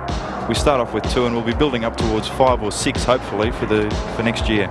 Peter Barrett and Tony Fitzgerald at the controls at the moment, and this is an interesting little aircraft. It's the first time I've seen the PC9. It's a Pilatus product, I understand, from Switzerland, and you're not running the Mackeys any longer. No, unfortunately the Mackeys are a dying breed in Australia. 22 years old at the moment. For pilot training we need something a little bit more up to date to produce pilots to go on to the F-18 and an updated F-111. Therefore we go for an aircraft like this. Looks like it performs pretty well. I watched these guys rehearsing yesterday afternoon. It's a single-engine turboprop aircraft just pulling through a loop at the moment. Obviously a very manoeuvrable aircraft. Yes, it is. That's one of the better things about the PC9 with reference to the Mackie. Once we get the full aerobatic team up, the display we put on will be much closer to the crowd. Pretty difficult, I should think, to try and fly in this sort of tight formation and at the same time be pulling aerobatic manoeuvres. That must take a lot of training. It does take a lot of training. From the time we get about halfway through pilot's course, we get introduced to this type of flying, obviously not quite as difficult. And over the course of 5 or 6 years, until people arrive back at Central Flying School as instructors, they progress in their skills in formation flying, ultimately leading up to this. Now, what sort of hours would Peter and Tony have up to have reached a level in their flying like this? Peter Barrett being the leader, he's previously done a tour at the Central Flying School as an instructor. He's now back there as the roulette leader. Peter's got 3,500 flying hours, and that's taken him a bit over 10 years to accumulate. Tony Fitzgerald's there on his first tour, and Tony has 2,500 hours at the moment. These aircraft, I would imagine, would pull pretty substantial G loadings, and I noticed yesterday that one of the aircraft actually pushing over in the top of what looked like something of an outside loop, which is a very difficult manoeuvre, I understand.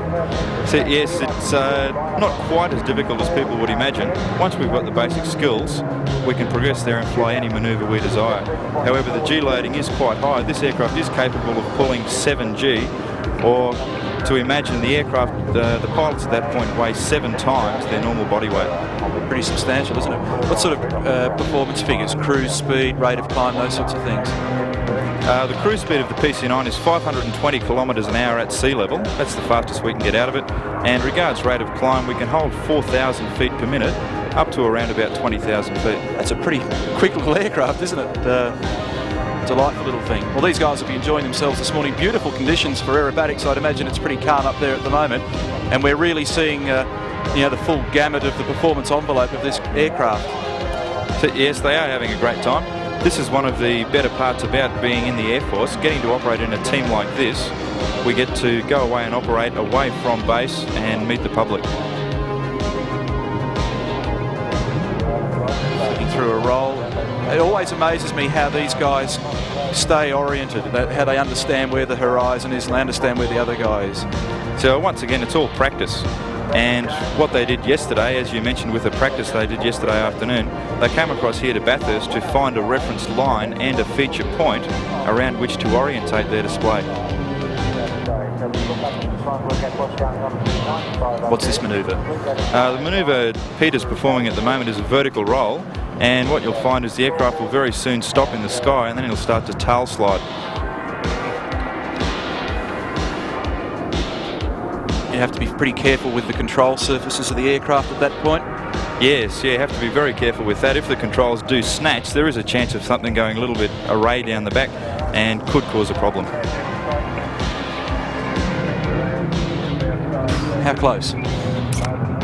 Well, too close? Not quite too close. It would have been about 50 feet apart there. It looks terrible from this end, doesn't it? Because of the angle of the camera and where the crowd actually sits, it does look a lot more dangerous than it really is. Shane, we'd like to thank you for coming along this morning, and also the boys again for their performance in the build-up to the Tui's 1000. And right now, Peter Brock is the man of the moment. Dominated yesterday, and it's time to dispense some more dollars. Here's Gary Wilkinson. Thank you, Mike. Well, the man with all the money so far here at Mount Panorama in 1989 is Peter Brock, pole winner, the pit stop competition winner, but 15 grand for pole, and to present the cheque, the chief executive of the Australian Television Network, Mr. Bob Campbell.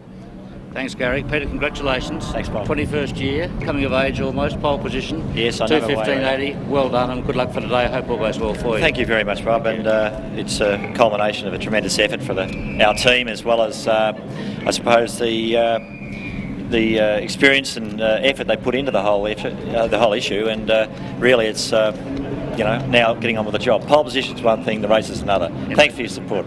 Good luck. Thank you. Thank you very much to Bob Campbell and to Peter Brock, the man shooting for a 10th victory here at Mount Panorama this year. Mike Raymond. Thank you, Gary Wilkinson. Sensational time to Peter Brock yesterday. And the build-up continues. We're about 15 minutes away from the start of the 89 edition of the Great Race. We'll be back in just a moment.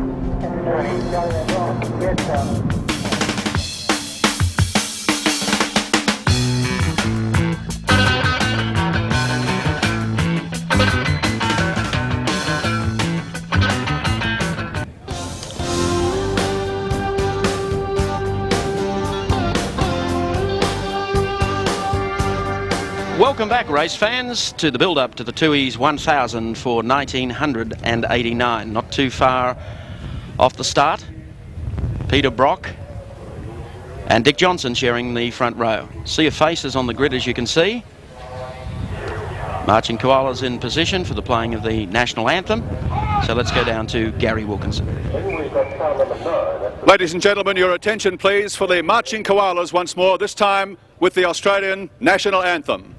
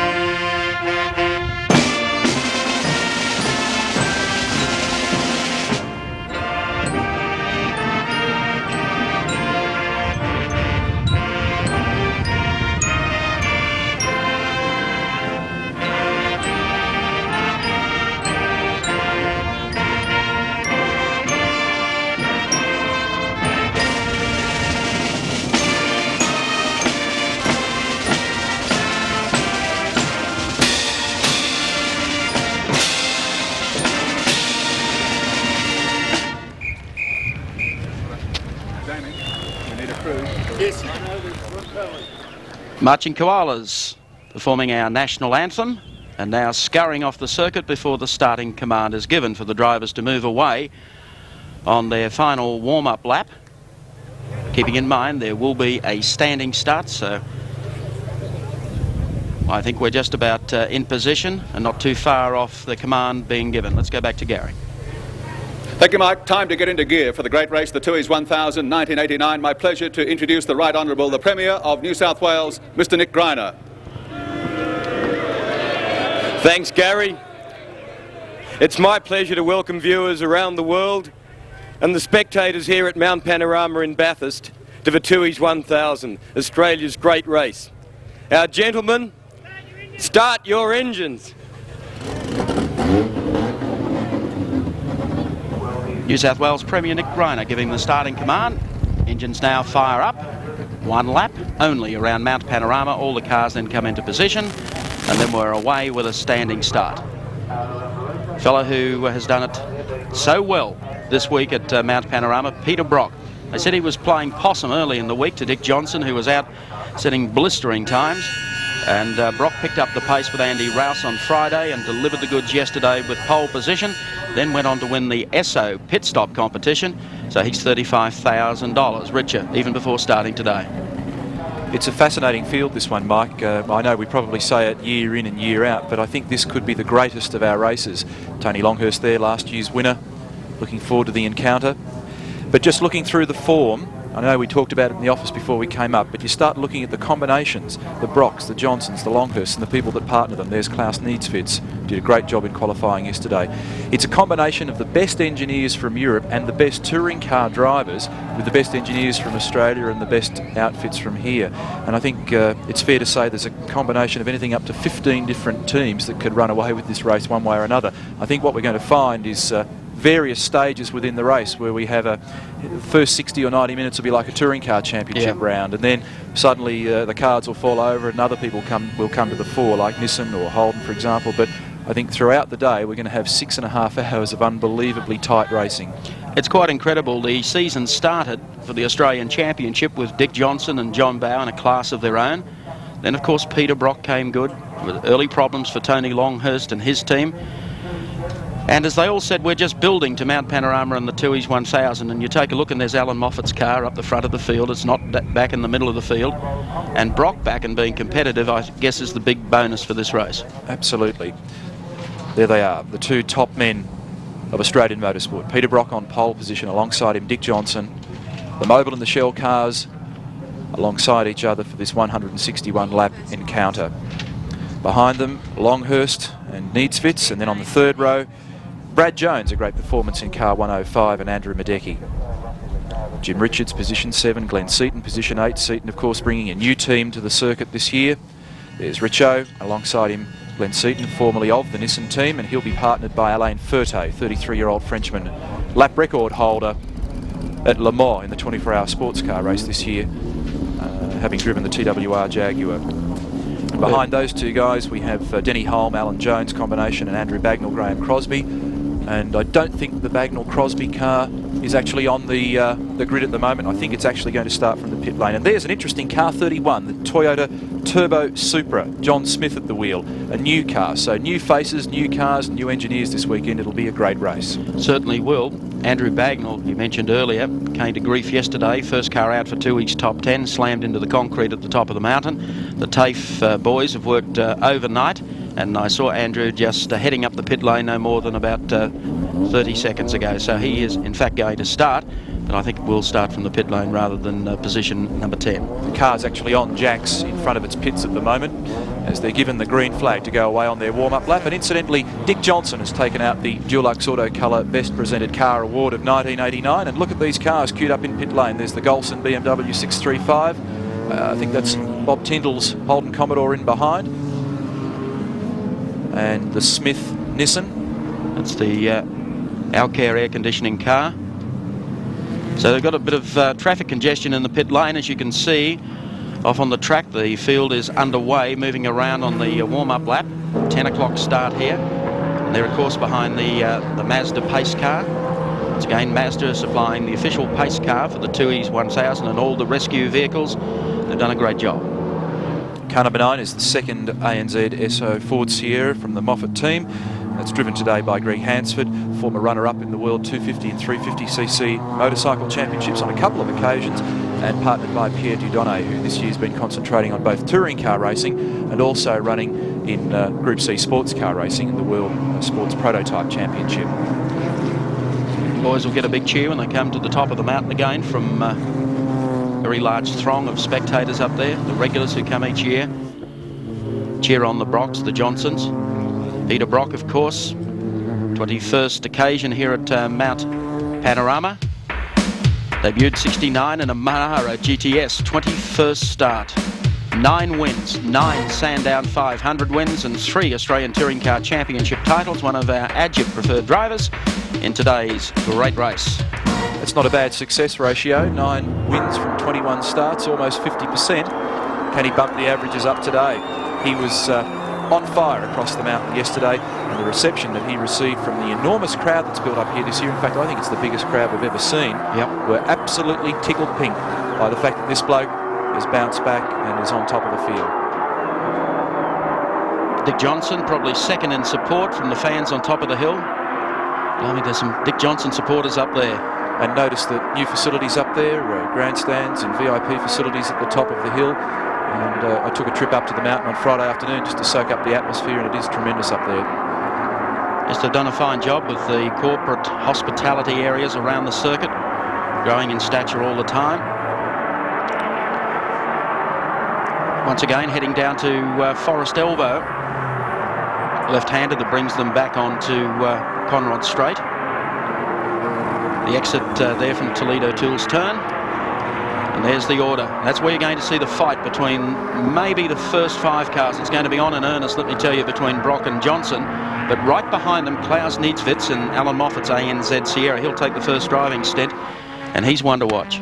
We'll have to pay very close attention to some of these guys as they leave the line. The cars are running very tall diff ratios and may well be a little bit sluggish to get off the line, particularly some of the turbo cars. There's really only one way to get them mobile, and that's a squillion revs and lots of wheel spin, but of course gearbox and transmission doesn't like that either, or clutch. So this is actually a worrying moment for some of the teams. I think Larry Perkins will be delighted with it. Yes, indeed. Jim Richards, who is back in position 7, will be hoping that somebody makes a blunder. Information is there's our Andrew Bagnall's car. We saw going up the pit lane. He's trying to get out, still up on jacks at the moment. That is a tremendous job that the TAFE boys have done. The apprentice lads out in the pits overnight to get that car back in one piece. I'd love to know how many cars they've put back together here over the years. They have really salvaged this race. I can recall some of those terrible shunts we've seen in practice over the years, not so much this year, that they've repaired up to 10 and 15 cars that you would consider to be write-offs. I recall the Dick Johnson car, he almost... The green machine. The green machine, total that. They had to do a change on the car on that, but they attacked it, and they've done a great job here. Well, I know when the BMW team came out for the World Touring Car Championship in '87, they said, look, this thing's a throwaway. It cannot be done. It's impossible. Well, they did it. The Dulux TAFE team are really on the pace. Here's the field rolling in for the standing start, take up their positions. Now, I think that this is the only, looks like the Alcare air conditioning car coming into the pits there. Full field, 55 cars. Dick Johnson's crew telling us that he'll light up the tyres off the line at 7,000 RPMs. It's plenty of revs. Well, Dick did that at Sandown in the recent 0.05 500, and as you'll recall, he got caught in absolute wheel spin, and Brock and the rest of the boys got to the first turn. And he's running an even taller gearing ratio here this weekend, so it's going to be even tougher to get this car mobile. The important thing here is they don't want the guys to sit on the line too long, and I think they're just about all in position. The lights will turn to green shortly for the start of the 89 Tooheys 1000. Peter Brock sits on pole alongside Dick Johnson. Behind him, Tony Longhurst, the defending race champion in the Benson and Hedges Sierra. Klaus Niedzwitz draws up alongside Longhurst, set to go in the number 10 Alan Moffat ANZ Sierra. Light will turn to green shortly.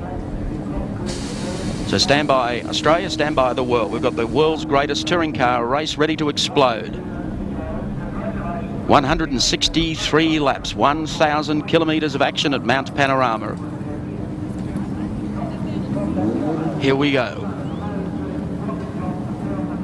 Jimmy Richards in car number 2, the Nissan GTSR Turbo. Alongside him, Glenn Seaton in the Peter Jackson Sierra. Very impressed with that new Nissan Road car that we've seen in the pits this weekend for their 1990 Assault. That could be an interesting device. Alan Jones. 1980 Australian World Driver Champion. These cars are sitting on the line for a long time. That's what was my major concern before. You see the lights up there to the right. They'll bring the revs up very, very shortly. It's just the back part of the field making sure that they're all in position. I think they are. That looks like pretty good to me. I think they're waiting on the clock. It's not too far off. Not too far off the start. Here, Dudonne, background there, George Fury in the foreground.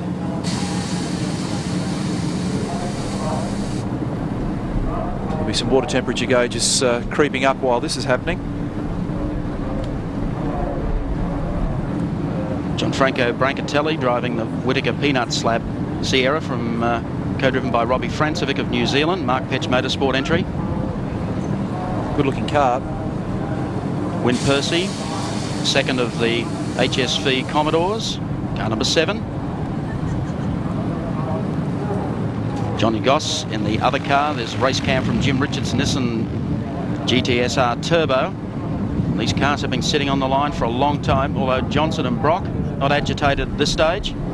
They'll be given fair warning off the lights, and we're not too far off the start. 30 seconds. There's Alan Grice, down the grid just a little, car number 15, the FAI Insurances Commodore. Mark Gibbs, the GIO car, co-driving with Rowan Onslow. We're only about 10 seconds away from the start of the 1989 Tooheys 1000. They're racing, and Johnson lights up the tyres. Brock goes with him, and Long has a brilliant start. Down on the inside, and Brock will win the start. Alan Moffat's car, Klaus Needsvitz, will probably drop into third as they go to the first corner and work up Mountain Straight for the first time, but a brilliant start by Peter Brock. Shows the way up towards the mountain as the rest of the field goes through. We haven't had an incident in the first corner. Now they're heading up to the right-hander. Somebody was out in the dirt halfway up Mountain Straight. There was plenty of rock and roll happening there. It's Brock in front. Johnson drops into second. Klaus Needsvitz is third as they go through the right-hander and work their way up Motorcraft Hill. Brad Jones right on their tail. Andrew Madecki, Jim Richards. Madecki pulled to the right then. I think he may have a problem. Slowing. Catch that for you in a second as they go through the cutting, and now they make the strike out of here up towards Tooheys Turn. We'll wait for them here. Brad Jones. Brad Jones going through. Wait for the cheers from the crowd. Madecki's disappeared. Over the top of the mountain, and you'll find it's Peter Brock, still leading from Dick Johnson. Here they come, down towards Skyline. With some cheers up here for Brock. Brocky the leader, Johnson second, Needsvitz is third. Brad Jones back to fourth place. They are very, very close as they hit the dipper. Top three cars have pulled away substantially already. There was a bit of a bottleneck in the second group of cars as they went to the right-hander at the end of Mountain Straight. Down to Toledo Tools Turn. As they exit there, we'll see whether Johnson's going to pull out of the draft and go for it. Looked like there was some fuel bleeding out of the back of the Johnson car as Dick now pulls to the left-hand side of the road, makes a run down the outside of Peter Brock. Has he got more straight line speed? They're side by side down Conrod Straight, heading beneath our overhead camera. Johnson puts his nose in front. Brock back to second. Needsvitz sits on their tail in third. Once again, Brock closes it up as they hit Caltech's Chase. These guys are very smooth and very fast. Beneath the Bridgestone Bridge, coming down to complete the first lap. Crowd already starting to come alive at the bottom of the straight as they see Dick Johnson to lead the first lap. So it's Johnson, car number 17, Shell Ford Sierra. Peter Brock in second place, being assaulted now by Klaus Needsvitz, who has a look on the inside. Fourth, Brad Jones. Fifth, Jimmy Richards. Then we've got Jones, Seaton, the second of the Shell cars, Larry Perkins, Gianfranco Brancatelli and Win Percy. Here's Klaus Needsvitz warming up on the tail of Peter Brock's Mobile Sierra. On the run up Mountain Straight. You see Johnson's just skipped away a couple of car lengths heading up to the right-hander. Brock just setting his pace now with Needsvitz very close behind.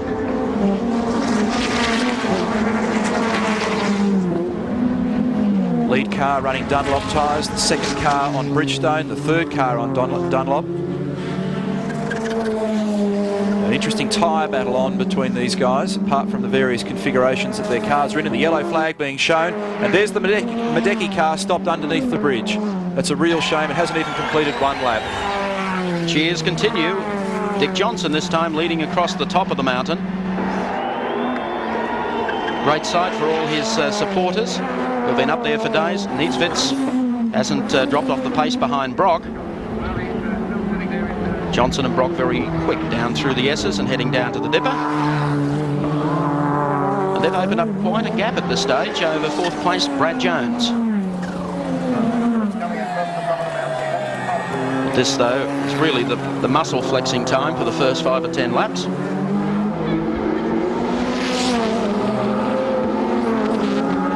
Pretty much as we'd expect. I think the top 3 guys will get the clocks going shortly and just see how hard they're prepared to push on 120 litres of fuel, and with relatively new tyres and cool cars. And cooling conditions. The wind is picking up here at Mount Panorama, the thin, high overcast moving in. Turbos will love these conditions. The exit from Caltex Chase beneath the Bridgestone Bridge. Johnson still leads it, opening the gap up just a little. It's closing up for second, and the group behind these two, it's getting pretty close there too. Yeah, Jim Richards all over the back of Brad Jones. That's the fight for fourth spot. Behind this trio, Johnson, Brock, Niedzwitz. Here come the next pair. Niedzwitz having a look on the inside of Brock again at the end of pit straight. This is developing into a good battle. Jones, Richards, then Alan Jones.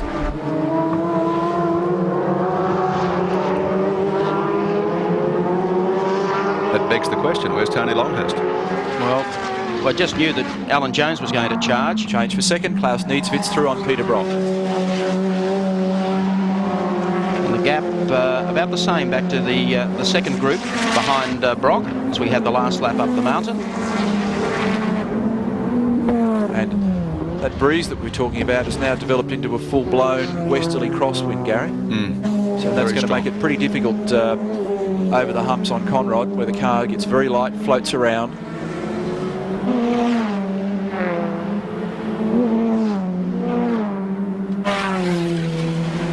Johnson's done the disappearing trick from the front of the field, leaving Klaus Niedzwitz and Peter Brock to dispute. There's the gap, and it's opening all the time. But it's a long way to go.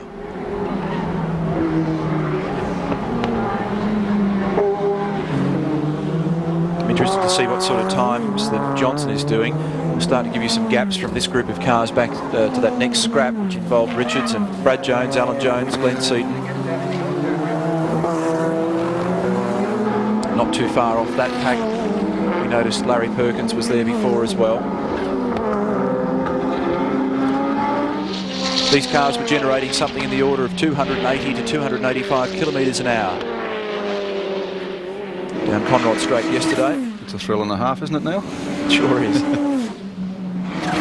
There is a gap, isn't there, between the leading trio and the next bunch. Johnson about 1.3 seconds ahead of Niedzwitz in the ANZ number 10 entry. Then Peter Brock. Brad Jones and Jim Richards still scrapping for fourth spot, with Alan Jones just in behind them. Colin Bond not far away either. Andrew Bagnall up to position 38 from the pit lane start. That's not too bad. Keep in mind we had 55 starters. 2:20.61 I made Johnson's lap on that occasion, which is not bad, all things considered. In other words, he's pushing very hard. Well, noticing the way that Niedzwitz has been able to get away from Peter Brock, might be too long before we see Klaus sitting on Dick's tail. Tony Longhurst, who started from the second row of the grid, is back in 11th position. Interesting battles down the order here as well as we look at Peter Brock. Let's take a look at the Prima Holidays replay of the start from the cockpit of the GTSR Nissan Skyline of Jim Richards. And look at Medecky's car smoking off the line. Covers his ground to the left-hander. It was all pretty sedate, really. Not too much jostling in the first 3 or 4 cars. Only problem, I think, was for Medecky. I think those revs might have done some damage. And you notice that Longhurst really spluttered his way up the early part of Mountain Straight. something strange has occurred a little bit further up here to Andrew Madecki as they go up to the right-hander end of Mountain Straight. We certainly had a lot of wheel spin off the line. He's about to pull over to the right. Right there. Something's failed. That was pretty close. Richards got away. Big stall there. There was a lucky boy. This is quite a scrap, being led by Brad Jones, then Gianfranco Brancatelli, Jim Richards. Also mixed in there is Glenn Seaton, and is that the second of the Benson and Hedges cars? I think it might be. It's hard to tell at this stage. We'll have a good look. It's car number 25. And so Longhurst. Gravitt and Allen just back behind them. So Brancatelli in the car 27 has come from 15th position. He'll be running 5th. With something hanging off the front right-hand corner down near the spoiler. Understand the news from Andrew Madecki's team. Got a broken gear lever in the car, of all ridiculous, annoying things. A broken gear lever has put the Kenwood car out of business. What a shame. Here's Tony Longhurst having a real sprint down the outside of Glenn Seaton here, passes Seaton and moves up behind the Nissan as we pick up on Brancatelli, who's got past Brad Jones, then Jimmy Richards, car number 2, and then Tony really on the boil after that. Here he is on the outside of Richards.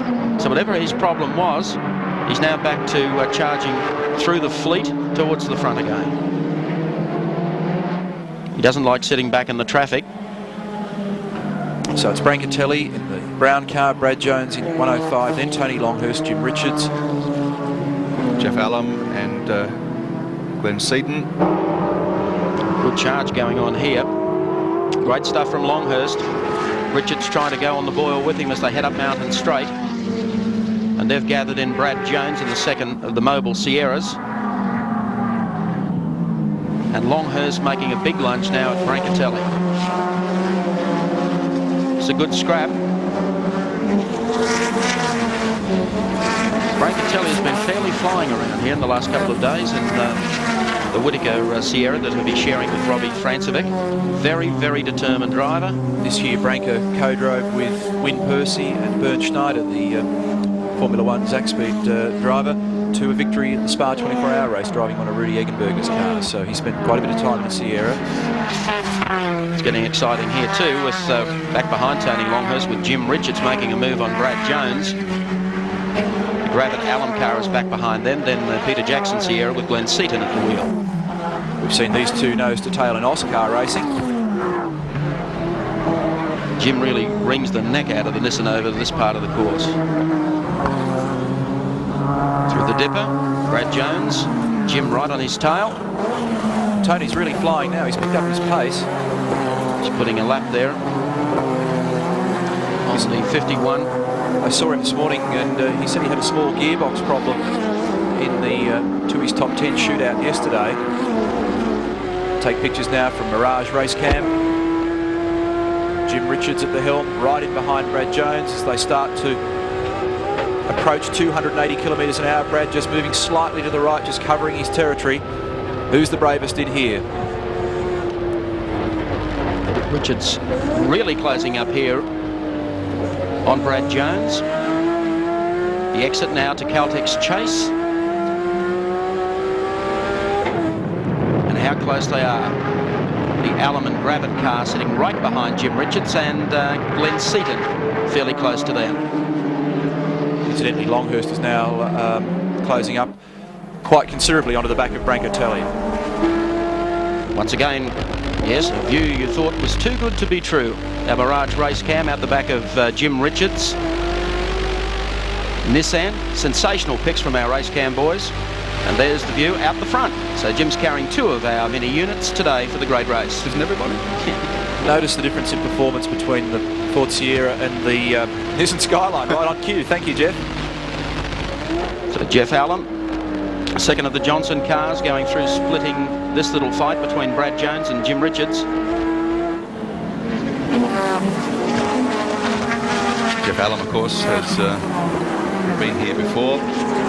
First campaign to Rover here, I think. Car up against the wall, was that? Yeah, Matt Wacker. Matt Wacker, I thought, yes. White flag shows other competitors that there's a slow or stationary vehicle on the course. So that's 2 parked up there in the run to the top of the hill. You notice Jim makes a big lunge, picks up one or two, and then all of a sudden now he's got to defend Glenn Seaton, who's right on his tail. They come across Skyline. Driver has to fight himself with almost sort of abnormal discipline. You've got to say to yourself, well, do I really want to be involved in a rip-snorting battle on whatever we are on, lap 4 or 5 or something? And has to remember that it's a 6.5-hour race. Given another 60 minutes of racing, some of the guys that you can be tangled up with may not even be there. They're working lap 5 of 163 at the moment as we take pics from our Mirage race cam, which is coming right out of the boot of Jimmy Richards' Nissan. And there's the front view as they head down Conrod Straight beneath the GIO sign down towards Caltex Chase. Great speed shot here along Conrod Straight to show you the guys really on the hammer. It's been a relatively quiet start. Everybody playing formation at the moment. Dick obviously proving that he wanted to go out and blitz, and he's circulating in low 220s, and he's currently got a gap of 3.5 seconds to second place to Klaus Niedzwitz in the ANZ Ford. Michael Adcock, Jeffrey Full, Toyota Corolla, getting bypassed there by the front runners. Michael's having his first run at Bathurst in the little Toyota. Had a bit of a misfire problem earlier in the week, and there's the time for Richards, 24.1. So it gives you an indication of the difference of speed between the Johnson Sierra out front and sprinting in low 220s, and the 224 being recorded that time by Jim. There's Jeff Allen at the wheel of the second Palmer Tube Mills Shell Ford Sierra. Glenn Seaton now getting a little bit closer to the back of Richards as they make the run up Mountain Straight. Here's Allen getting very serious about passing Brad Jones. Up on the inside, has the run for the turn, but not close enough this time. Jones into the right-hander. Seaton moving on Richards as well. Yes, this is a good dice. Plenty of traffic ahead. In fact, Seaton's passed Jimmy Richards. These guys are now coming up on quite a group of cars to put a lap on them after 6 laps only. Yeah, 6 laps. There's the Slaco Leeds Commodore from Western Australia. Travelling very slowly, got a problem. Madecki's car parked off there on the left with a broken gear lever. Bad luck for Andrew. Put in a huge performance to get here after having his car wiped out at Lakeside at the touring car round during the year.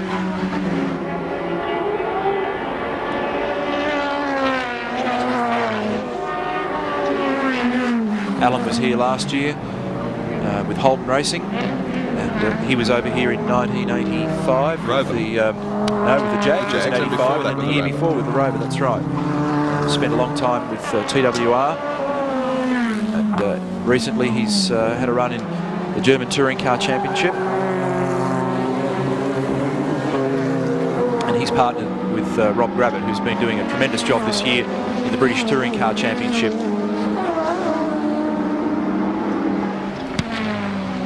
And in fact, Gravitt and Andy Rouse, who will be partnering Peter Brock, have been having some tremendous confrontations throughout the season over there. Well, they've dominated the British Touring Car Series to this point. But it'll be interesting to see whether or not one of the foreign-ended drivers can be victorious here at Mount Panorama in 1989. This is the 2-inch. Oh, there's the second of the Johnson cars. Looks like it might be pulling out. We take a break. We'll be back in a moment as we check the Caltex race score. Johnson and Bow, Moffat and Niedzwitz, Brock and Rouse, Francevic and Brancatelli, Hume and Jones, the top 5.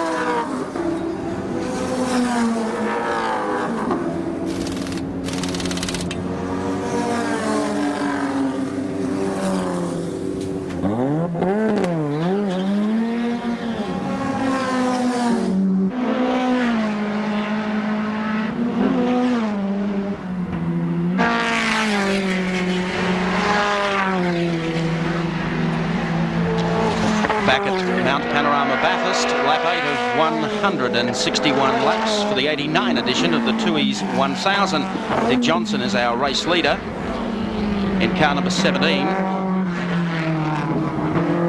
Second place being held down by Klaus Niedzwitz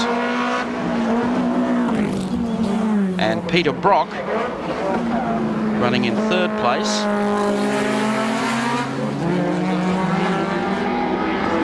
As they work Conrod Straight yet again. There's Johnson really with a head of steam up.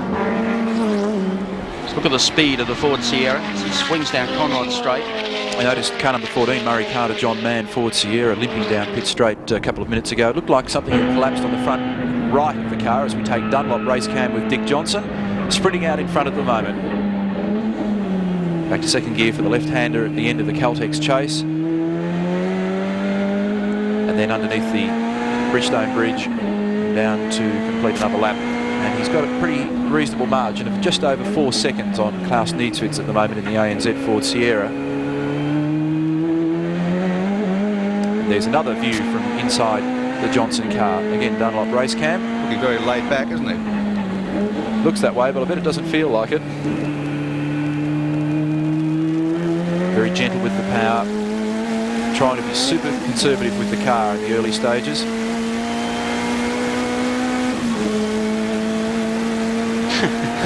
He's very laid back, as you said, Gary, Dick Johnson. Pretty hard work out there, though. It might look easy. He's spending a lot of time keeping an eye on the mirror and just watching Niedzwitz. And there'll start to be reference points where he knows he can look up at a certain spot as he comes out of a corner and he'll be able to gauge from lap to lap whether or not he thinks the white car's any closer. Niedzwitz, still on the boil, was heading up Mountain Straight behind Johnson. Brock had dropped off the pace the last lap or so.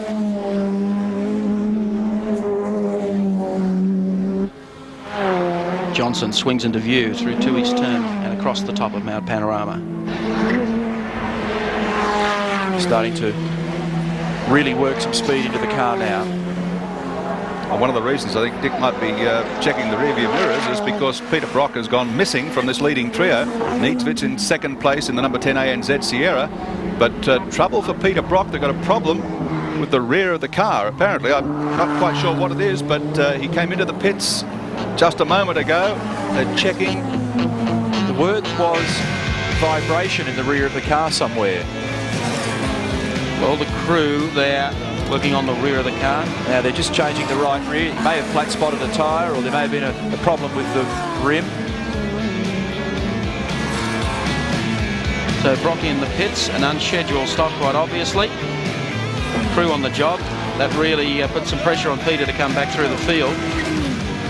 Well, they've just had a good look around the rear of the car and has now rejoined and is back in 16th position, I make it.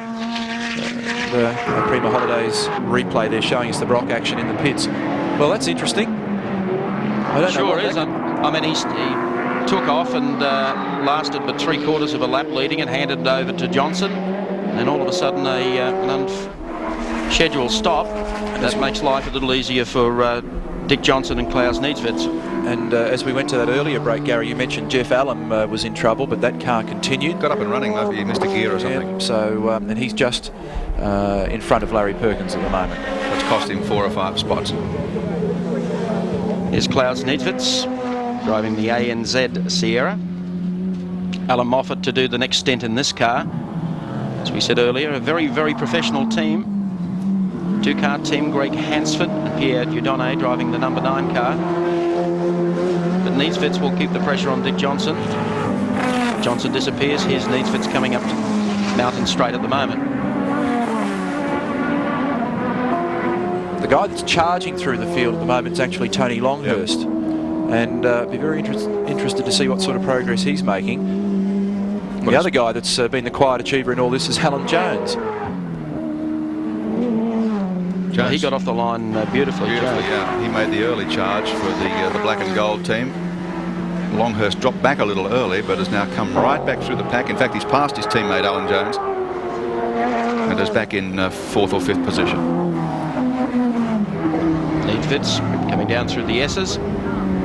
would be the most experienced Sierra driver in the world, wouldn't he? I would think so. The Ashby Reed Commodore is just ahead of him.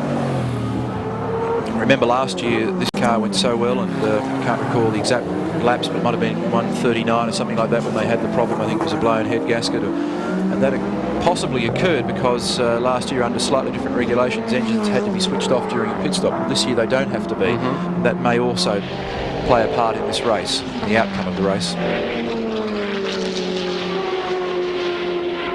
Neidwitz still with the chase after our race leader, Dick Johnson. As Neil said, Tony Longhurst coming back through the field. And if you're wondering what's happened to the Kenwood entry of Andy Madecki, didn't complete one lap, unfortunately. Unfortunate mishap for Andy. Let's find out about it. They were doing fairly well there. I picked up a couple of places going up Mountain Straight, but unfortunately the gearbox appears to have had a malfunction. A brand new gearbox, and it's stuck in 5th gear. Is the car repairable or not? Are you going to take it back down there and give it one more shot?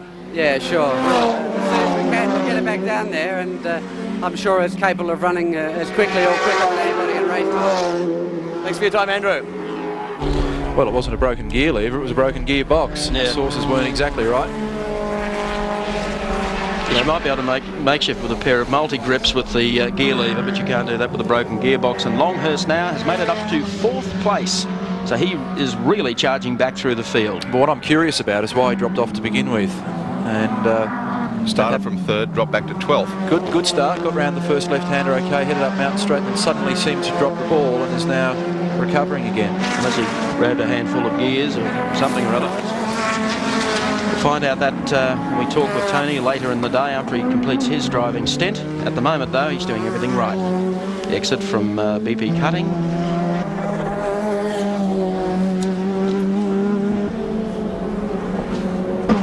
Through the Tui's turn now across the top of the mountain. Everything looking comfortable at this stage for Dick Johnson, who still holds that buffer over Klaus Neidwitz. Terry Finnegan in the pits, car number 40, the Food Town Holden Commodore. Terry sharing that car with John English, who's been involved in some scraps and scrapes here at Mount Panorama over the years, both of them in fact. Tony definitely looks like he's driving pretty quick. I'll get the watch mobile on him next lap and just see what sort of times he's doing and whether he's making an impression on Dick Johnson, who is certainly charging through the field at present. About to pounce on one of the multi-valve Corollas. He's reeling in Brancatelli. Good showing from Branca so far. Terrific, isn't it? Brancatelli and Robbie Francevic, one of 4 totally overseas driven entries. We've got Allen and Gravitt, of course, in the second Johnson car, Francevic and Brancatelli, Saxon Lorimer from New Zealand, and also Turner and Vandermeer from New Zealand. But no total overseas crew has ever won the race. Terry Finnegan there explaining to his crew chief what it feels like. They're trying to determine just what the problem is. They've got an overheating problem.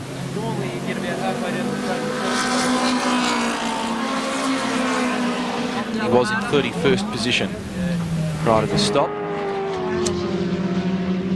That's exactly where he started. We still follow Tony Longhurst as he is chasing Gianfranco Brancatelli for 3rd place in the Tui's 1000.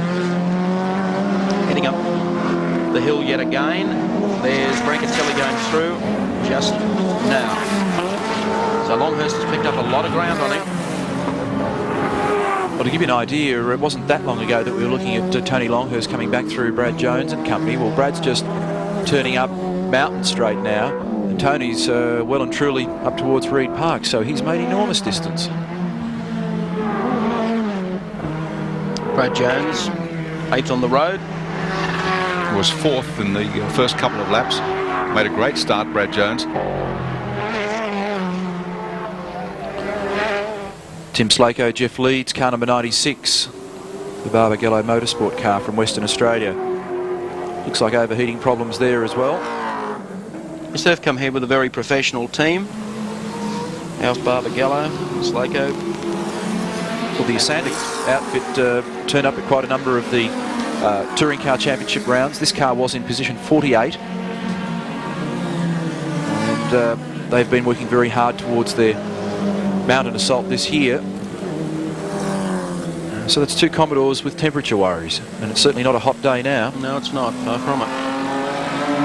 Cloud cover still there. I thought this throwing water over the engine had been outlawed. Here's Tony Longhurst again, car number 25, down into the Caltex Chase area. Looks like he's coming up on Bill O'Brien and the Everlast Commodore. And just ahead of him, of course, is Brancatelli. Let's check him out on the Caltex race score. Race leader, the King of Queensland, Dick Johnson. Moffat and Nieswitz run in second. Francevic and Brancatelli third. Longhurst and Crichton in fourth. And Holm and Jones round out the top five. And we'll be back in just a moment.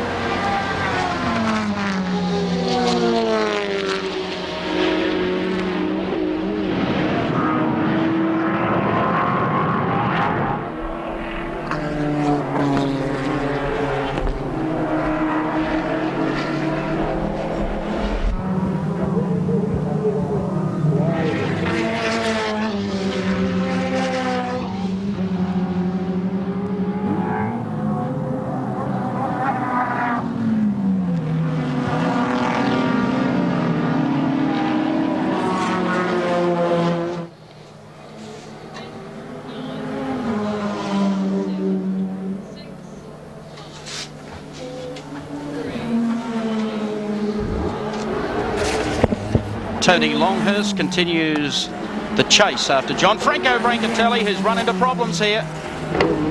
There's smoke coming off Brancatelli. Looks like he's had a shunt. He's hit something or other. Now, he sprayed oil all down through the S. Oh, he's lost a wheel. But there was, you could see sheets of oil coming out of the back of that car. I wouldn't like to arrive over there at 1,000,000 miles an hour now. There's the wheel trailing down behind. That might even bring out the pace car here at Mount Panorama. Now, I wonder whether the wheels just come off or whether or not he's actually touched something. The front right corner of the car indicates that he hasn't hit anything. Looks like the wheels just come unstuck. The wheels just come loose and ripped the guard out as it flew away. because it looked reasonable as he came over the top of Skyline. There's nothing you can hit there unless it was further back towards Reed Park. Okay, who's this? Well, it looks like one of the Peter Jackson Sierras has had a shunt. Now, I'm only guessing, but I wouldn't mind betting that the oil that's been dropped at the top of the hill sent a few blokes scurrying. Remember that Seaton would have been behind Brancatelli. And apparently, I understand, Neil, that there's a part of a tyre barrier has been knocked loose across the top of the circuit, so maybe that's how that's all happened. What do you tell your team manager when you pull in and say, sorry, boss, the wheel's up there, just put another one on? I think they've got a lot of work to do here. Glenn Seaton was running 6th in the race. He's in for a quick pit stop, so he's been able to beat, obviously, Brancatelli into the pits. And Brancatelli was running 3rd when this mishap occurred. Well, Brad Jones in the pits as well, car number 105. So there are 3 Sierras in there. There's Branca, there's Jones, Glenn Seaton with the biff in the right rear. Now, they're working on the rear end of Jones' car as well, which suggests that the 05 and the 105 cars both got the same sort of problem, whatever it may have been. Richard Hayes down there, maybe Richard can throw some light on it shortly. Word is that there may be a brake problem or a brake line problem with the car. Brancatelli, those eyes. John Brady on the side. Go for John. Yes, thanks very much, Mike. John Franco, Franco Brancatelli, the front wheel just exploded, you said. What? Please repeat. I don't know. You said the tyre just exploded. Yes, the front one. Any warning? It just went? Sorry? Any warning for you at all? Nothing. A lot of damage to the panel beating. Can they get it going? No, I didn't touch anything. Just the tire make the damage. Thanks very much. Well, that's interesting. The wheels obviously just let go. Yeah. The nut's unwound, it's come off the locating lugs and just destroyed the front right of the car. Now, the other thing here is that they're likely to have suspension and brake damage as a result of him dragging the car around for that last half lap. Let's try and have a look again and see just exactly what happened up the top. He was heading up towards Skyline, and our suggestion is that there's been no contact with the wall. He was driving hard. He had Longhurst on his back, of course.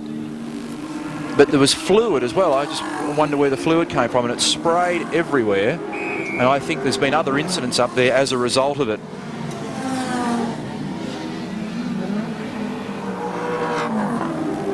Well, they've got quite a job on their hands to get this car up and running again, which is a shame because they were doing so well, having reached 3rd position. They started well back. Let's take a look again on our Prima Holidays replay. Oh, this is Seaton. Yeah, that's right. The oil that's done that. Oh, there's the tyre barrier that we heard was out across the road. Seaton has slammed it. The oil was left there by Brancatelli. So when the wheel's torn loose, it's done damage under the front of Brancatelli's car. He's dropped oil on the track. Seaton's copped it as he came over the top. Tried to regain control, but the back has slewed into the tyre barrier. Holden Commodores of Alan Grice, Larry Perkins and Wynne Percy. So Grice has been the charger of the V8 pack there, having come up from position 19 on the grid. And Perkins is now in position 11. So the Holden Racing Team cars running nose to tail after qualifying 11th and 18th. Looking pretty good at this moment for the Holden team. Neil Crompton, you'll be pretty anxious to get on over there shortly, will you? I certainly will be. I just hope that it stays looking good for us. But Wynn's doing a great job at the moment. The car looks to be well settled, and he's made up some ground on Larry. So all things being equal, the plan's unfolding nicely. Right Honourable the Premier of New South Wales, Mr Nick Greiner, having his first visit to Mount Panorama for the 1989 Tooheys 1000. Pretty impressive, isn't it? It is indeed, Gary. It's a fantastic event. I mean, it goes to someone like me who's new at it, it's just overwhelmingly exciting, right? Atmosphere at the start, it was almost mind-blowing. The noise, the confusion, the colour, it's fantastic. Yes. No, it's you can see why people really get addicted to it, and I guess that's what it is. It's almost an addiction, I think. I saw you chatting to a couple of the drivers, Peter Brock, Dick Johnson, prior to the start. It's amazing how relaxed and laid back they are before they go out and do this kind of thing. Yeah, well, actually, Dick Johnson said he was really happy because he was the only person in Queensland not named by the Fitzgerald inquiry, and he reckoned if he could get away with that, he could probably get away with this race. And he was fairly keen on winning a full distance race, and he was happy not to have the pole. He was very relaxed. Well, Bathurst has, at least to this point anyway, turned on its absolute best for the race this year, and the track is in magnificent condition. Of course, the safety standards here are unbelievable. The improvements in the last couple of years are fantastic. Well, we're actually looking at some more improvements. We've got a consultant the state government is funding together with the local council to see what improvements, what extensions of the track might be appropriate in terms of broadening the scope for Mount Panorama. So we're looking at what else we can do, not only in terms of safety and upgrading this track, but extensions to it. Watching the two Holden team cars on screen at the moment, and of course Neil Crompton will be off to do a little stint there himself very shortly. Would you like to have a steer? I think I need a little practice, actually. But the Holdens are going well. They keep telling me it was, yes. A lot of oil on the screen of Percy's car as we take Dulux race cam. Which just tells you something about the mess that's been left up the top of the hill after that last incident. 280 kilometres an hour just before he buttons off through the right-hander. And the lead car's now starting to mix themselves up in traffic. The quality of the new technology is really fantastic. The race cam and so on, it makes viewers at home, it's a whole new game, isn't it? Well, we've got 31 cameras this year, 8 of them are race cams, and a number of the cars are carrying 2 to give different perspectives, yes, from the front and the rear. So we've got it covered almost from every angle. We're working on a few others. Here's our Prima Holidays replay. Now there's an incident here across the... Oh, this is 05. It's Peter Brock. But Brock, the magician, as always, almost always, regains control. Well, he did there. Good effort. And I wonder what the problem is that they're having with the rear of that car, and whether that may have contributed, or whether it's the oil that was left there by the Brancatelli incident that also put Glenn Seaton into the wall. Car 05 is in 9th position. Let's go to the pits and have a yarn with Brad Jones. Well, before we do that, Wilco, first of all, let me answer Neil's question about Tony Longhurst. He got into the dirt at the start and lost some places there. That's what caused that. Jeff Allam had the car cut out. That's why he dropped back. And Peter Brock's problem was that the wheel wasn't on properly. That was causing a vibration. He came into the pits to investigate, and they found out what the answer was. Now we'll see if we can get to have a word with young Bradley. Brad, problems with the car at the moment. I understand it's brakes. Yeah, we've torn a rear hose off the car.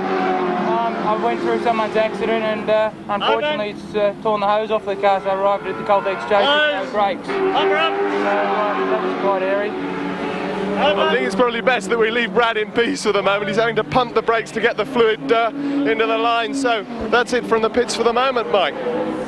Okay, thank you very much to Richard Hay, keeping tabs on the action over there. 105, Brad Jones was in 7th place at the time. That's an unfortunate incident for him. The two Holden cars looking, the drivers, I would think, towards the sky as that light cloud at the moment, but the wind whipping up from the southwest starts to move in here, and they'll be looking for rain. Yeah, they're fairly confident about rain this afternoon, Gary. They even told me at 2-3 o'clock this afternoon they're pretty confident it might rain. What's your brand of sport, Mr. Premier, if you're not a regular attender at motorsport? No, I'm a squash player by way of something active, and I'm really into football and tennis, I guess, and skiing are my active participant sports. But, I might take this up. This looks exciting. It'll be a bit of a change from the daily grind of politics. Oh, David Longy was a dab hand at it, they tell me. Yeah, well, he was a bit heavier than I was. I think he gave some stability to the car. You see. The Dulux Autocolour race cam again in Win Percy's V8 Holden. He's parked in there, well, not parked, but in behind Larry Perkins. The two of them are doing a great job. The leading Sierras, of course, they're not tempted to try and mix it. They can't mix it with them. Johnson, Brock and company at the moment. Longhurst circulating in about 220, just over 220 per lap. And the lead Commodore's running in about 223, 223.4s at the present time. But they'll circulate at that pace all day. They're banking on that. Murray Carter in the President Ford Sierra is in the pits. Murray's been coming here since Adam was a boy. I'm not quite sure how old he is. I think he admits to 57. But one of the great veterans and one of the great characters of motorsport. One of the great triers. No indication from our Motorcraft pit report just yet as to what the problem is. But they're not going anywhere in a hurry. Murray restarts the car. One of the crew still, now they're ready to go. He's out again. And we return to the track. The Holden's climbing all over the rear end of one of the back markers, Nissan Skyline here.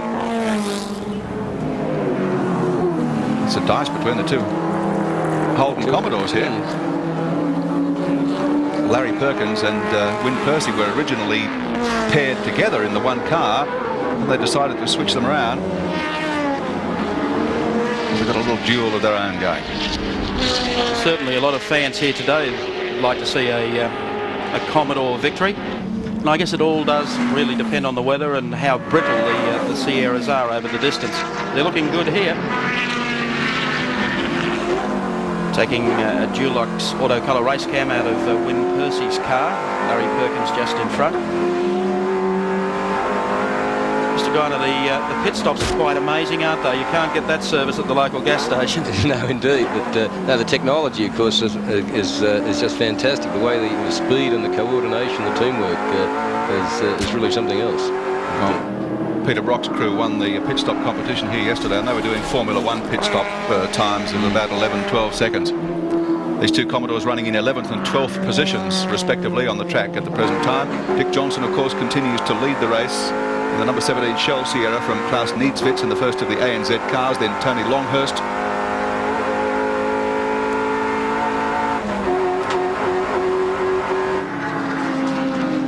Only about 3 seconds in it between the top two cars. They've got a break of about 14 seconds over third place getter Tony Longhurst at this stage. So the two Commodores, 11th and 12th on the track. We check the top runners again. Dick Johnson in front, Klaus Niedzwitz second, Longhurst third, Alan Jones in the second Benson and Hedges car is fourth, then Pierre Dieudonné in the second ANZ car. They're the top five on the Caltex race score. I know tonight.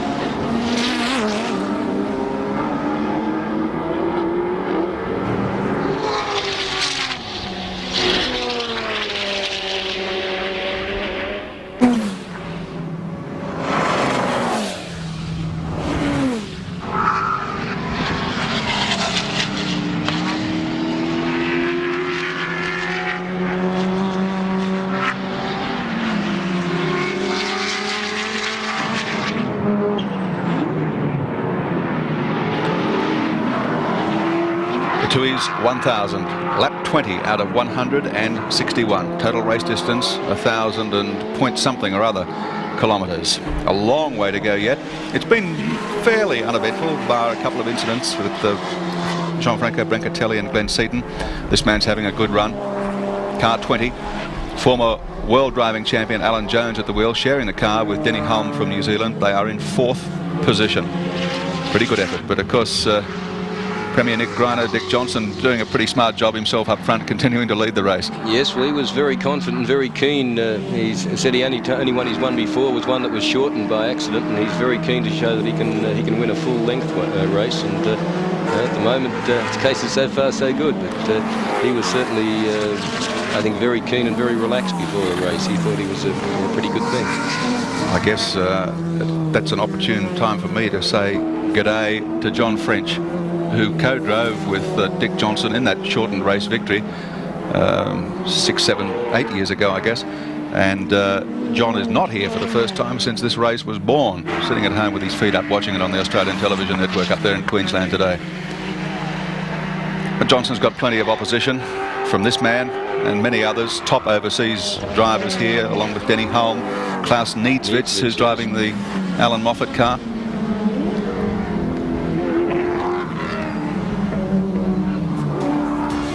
Prima Holidays replay again, the two Holdens, 16 and 7. We saw them in pursuit of one of the Skylines a little earlier. They've given it the bypass. Oh, there it goes. In fact, nose first into the sand trap. It was in 42nd position. Looks like it just ran out of brakes, went straight ahead. A lot of rear wheel spin. He should be able to get himself out of there. Yep.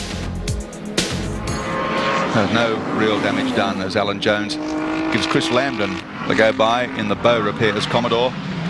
And the speed differential here is just amazing between the Sierras and the other cars. But will they stay the distance? Well, Niedzwitz went pretty close to it last year.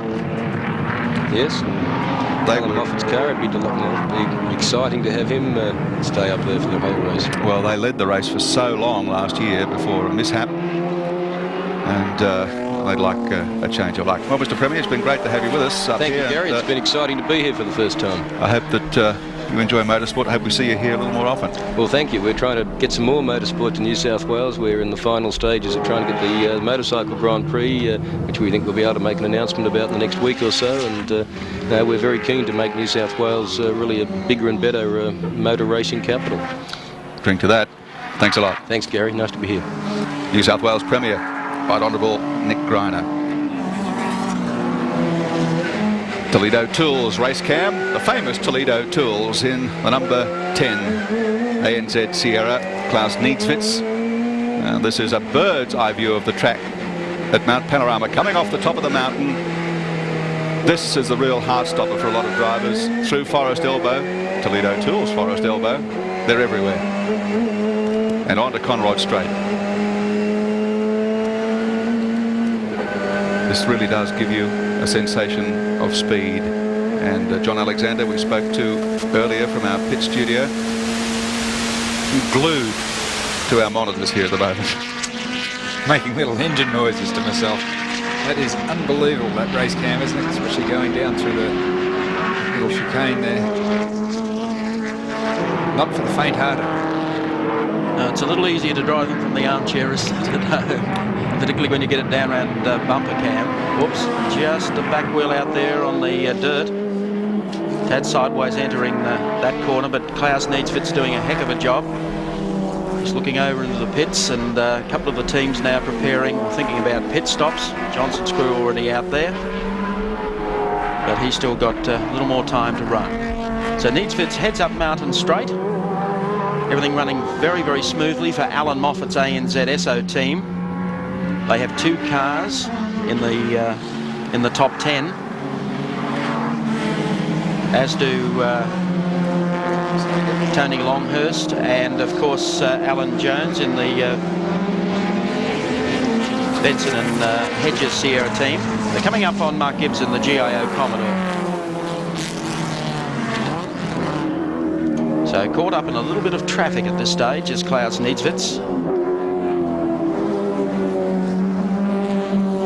this is really sensational stuff, John, across the top of the mountain. Yes, it certainly is.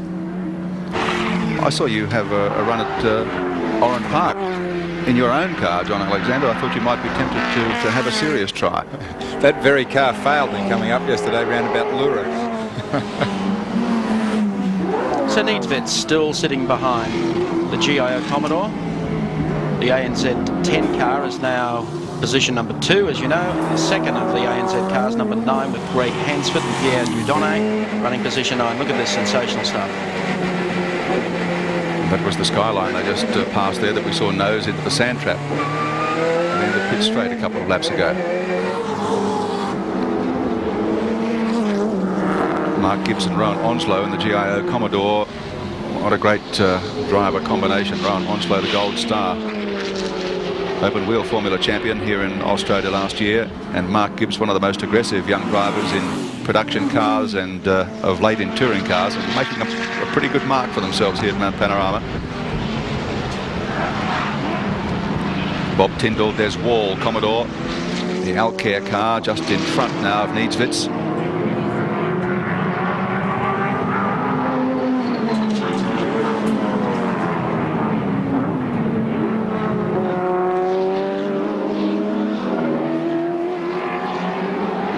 Lap 22, Peter Brock, who had a problem earlier, had to come to the pits with the vibration in the rear of the car, rejoined the race in 19th place, is now back to 6th position, driving like a demon on Mount Panorama. Peter Brock. Yes, well, he's been forced to play catch-up in the last hour. However, positions unchanged at this stage as we take our Caltex race score. Dickie Johnson, John Bow leading in the Shell Ultra High Sierra. Second spot, Moffat and Needsvets in the Sierra. Longhurst and Crichton run third. Holman Jones are in fourth, and Hansford and Dudonné round out the top 5.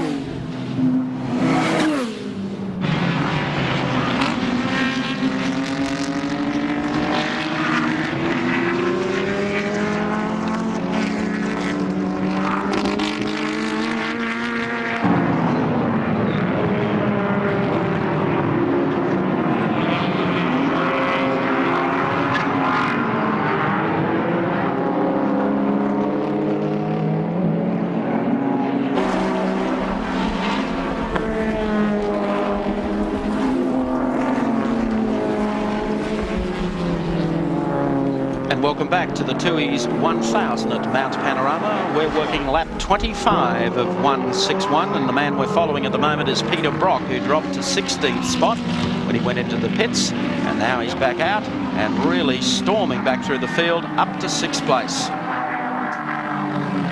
So whether Brock can make it through and win today will depend, I guess, a lot on the pit stops of the other teams and how smooth they are. Yes, already Peter Brock has proved that he's the fastest on the mountain by being the quickest on the lap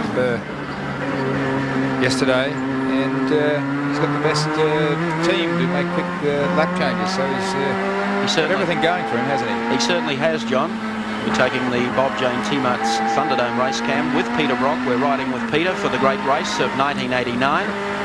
As John mentioned, not only did run a little loose in front of him, let me tell you, and Brock gets down the inside. Got a lot of traffic to contend with here. Come out behind Chris Lambden and the Bow Repairs Commodore, and he's hemmed in here behind the second of the ANZ Sierras.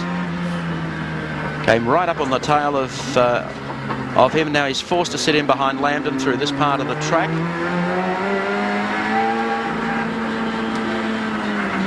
Coming down to Forest Elbow.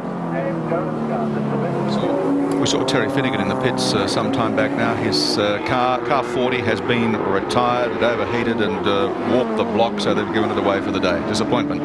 Just interested, that ANZ Sierra, we'll pick that up for you shortly, as they were up running ahead of both of the cars, were running ahead of Peter Brock. They come down the straight towards Caltech's chase. Brock just down into the chase area, so smooth. 15,000 for pole position and 20,000 for the pit stop competition. That wasn't bad yesterday for Peter. Let's go down to the pits and to Richard Hay. Mike, well, there's more than a little controversy down here at the moment, because I understand that they've tried to disqualify the Murray Carter car. Now, Murray, is that right? They've tried to disqualify it, or they want to disqualify the car? Well, the stewards have said that we should withdraw.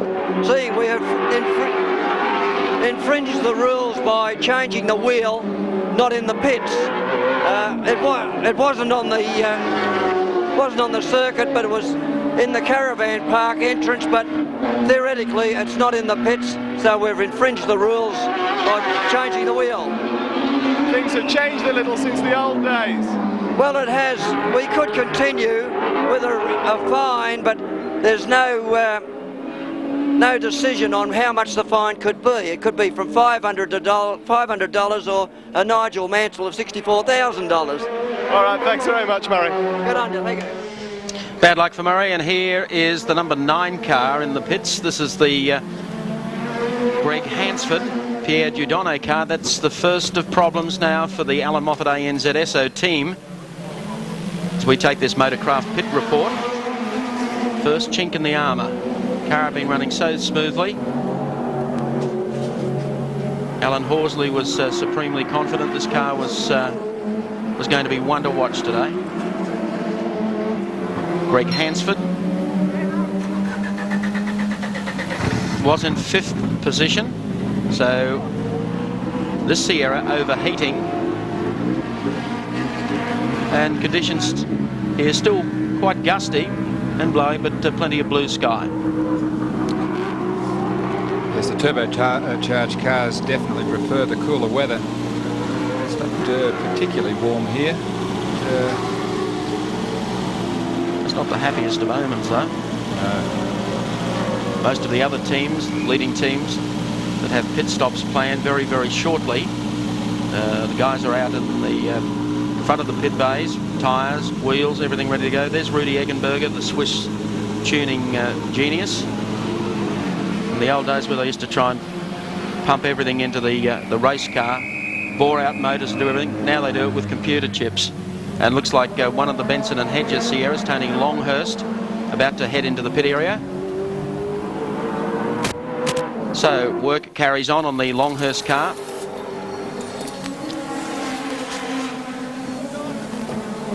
Let's see whether Tony's going to do 2 stints straight up. This is the car that was in 3rd position. Tony Longhurst stays in the car. Neville Crichton, co-driver, standing outside.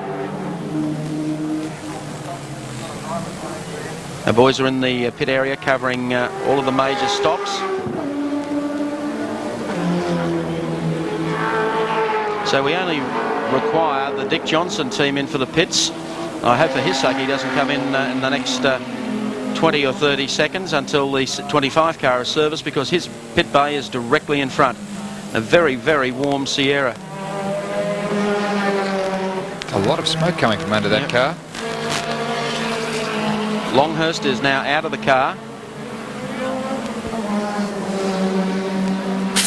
Puts Neville Crichton, tells him to jump aboard. I think if they could have carried out a very, very smooth and quick pit stop, maybe Tony would have stayed there. They've lost some valuable time here at the moment, though. And the pit stops continue with Glenn Seaton, the next one in car number 30. Not too far back behind the Longhurst car. Looks like they may be pushing the car just forward. There's a couple of other guys to do pit stops, or is it going behind the pit wall? And it looks like that is exactly where it's headed. So Tony Longhurst, the defending race champion of the Tooheys 1000, the 88 winner. Overheating problems for a couple of the Sierras. Not for this one, though. Tricky Dicky of Queensland, who continues to lead the Tooheys 1000. Over the top of the mountain now. On his way down to Skyline. Sweeps it out wide.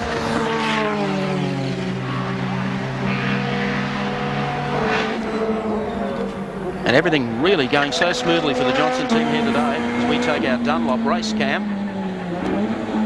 We believe it won't be too long before Dick heads into the pits. What a capable co-driver he has in Tasmanian John Bow. Sensational young driver. Runner-up to him in the Touring Car Championship. There's plenty of activity in the pits, and Richard Hay and John Brady are there to cover it for us. You've just got the number 9 car started and going. It's been in here a while. A heating problem. The number 9 car just going again now. A heating problem, was it? At 97 degrees in the water, and Pierre saw it fluctuate. The telemetry also picked it up. And well, I hope this isn't the beginning of one down on the go. But fingers crossed on that one. Is this one, is it fixed, or is it one that's going to keep worrying you, think? It's not a business that you really like to have your fingers doing your work for you. And this is not a very good sign, I'm afraid. They can keep going. The fact that it started is a help. But when they overheat, it's generally the beginning of the end. A couple of Sierras had trouble. I believe Tony Longhurst also got a bit of a problem for it. Is it a big worry? The pace is very fast, and we've had 4 beautiful days, and now we've got a fairly diverse wind here, which I think could be fooling around a bit with the temperatures. They could, with the wind blowing the cars up the mountain straight. They may be getting quite hot going up the hill, plus the load is at the worst spot. If we had our choice, we'd like the wind blowing the other way, so it'd stay cooler going up, because they're always quite cool coming down. Alan, thanks for your time. Best of luck. Thank you, John Brady. Problems for the Alan Moffat team, even bigger for the Tony Longhurst team. Their car, the 25 car, has blown a head gasket, being pushed behind the pit wall. We also believe the number 30 car, the Peter Jackson Sierra, is also with major problems. In the pits, the Matthews Rogers car. There's our new head cam, as you can see. Guys changing the tyres, a point of view camera. And Gary Rogers of Victoria, running very few races these days. He still enjoys his racing. Here's problems now for the second of the Peter Jackson cars, John Goss, in this machine. Once again, the point of view camera being able to show you the close-up pit work. And Glenn Seaton, who is obviously cross-entered in both cars. There's 2-car team here for Bathurst. Steps into in car number 35. So the 30 car is out. Seaton now stepping into the backup car, and he's at least still in the great race. It's position 16. As they head out, we're still waiting on Dick Johnson's pit stop. There's Jimmy Richards, car number 2. As we see Seaton head back out on the racetrack, and just ahead of him is Gary Rogers in the second of the Caltex CXT Sierras.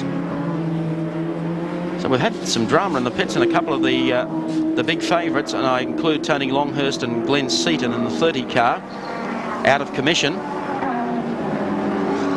It's going to put pressure, if cross-entered, with Alan Jones and Denny Holm in the second of the B&H cars. So we may well have Longhurst with the Guernsey there.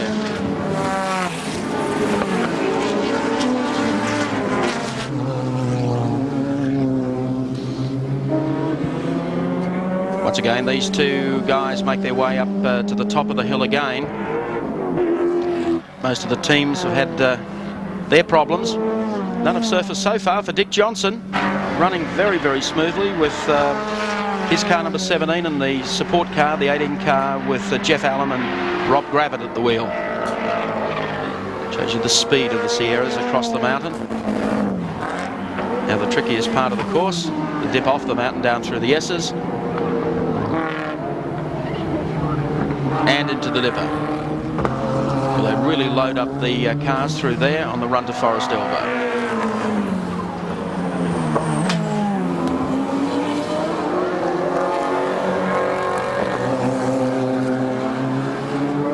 Toledo Tools turn, and here is an opportunity for Seaton in the 35 Peter Jackson car to get around Rogers, winding up to full tilt down the straight.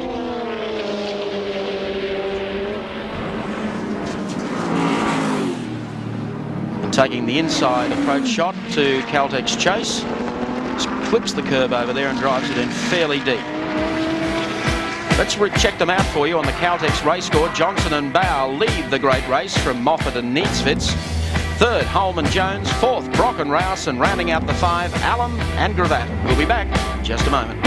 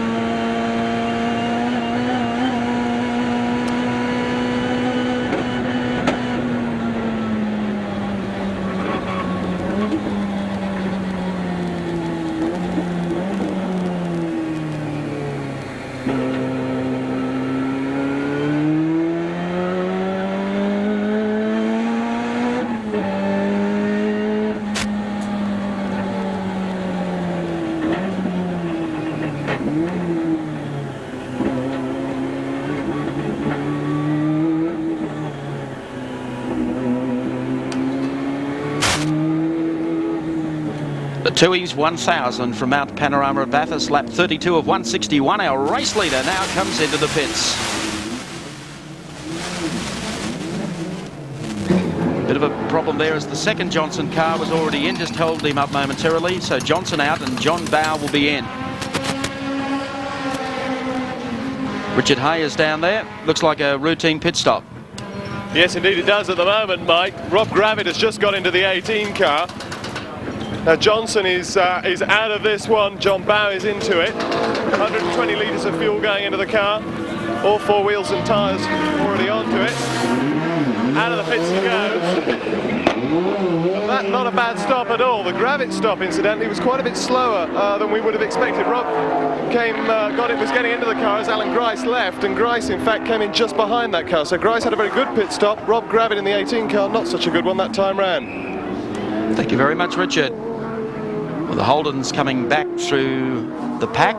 In fact, Dick Johnson's car, the number 17 car, will rejoin the race, still holding the lead. So we have the two Holden Commodores, the number 16 car driven by Larry Perkins. That's the car we're following at the moment. They're running 9th and 10th, and in 10th spot is Win Persing, in fact, in the second of the Holden Special Vehicles car. And I believe he'll be handing over to Neil Crompton in about 2 laps' time. So the Holdens disappear down Conrod Straight, running very competitively and no problem so far for them.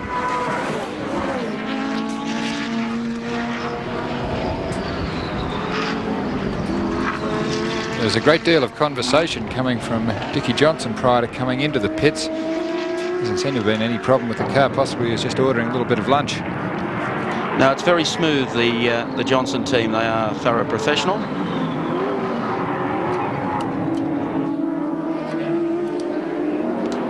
Perkins continues, 16. Just ahead of him, though. Looks like second of them. Tony Longhurst, I believe, has jumped into the 20 car. So they are, in fact, having or reaping the benefit of entering 2 cars. Unlike last year when Dick had 3 cars here, that didn't work for him. He ran out of cars. Finished in second.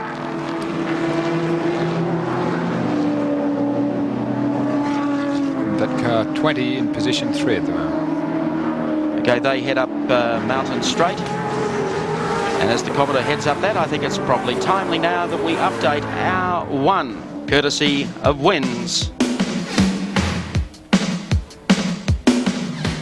Well, the standing start returned to Mount Panorama in 1989 for the Tui's 1000, and as always it was spectacular, but spectacular and safe. Not a problem, as we'll see here in our hourly update courtesy of Wins as the cars get underway for the great race of 1989.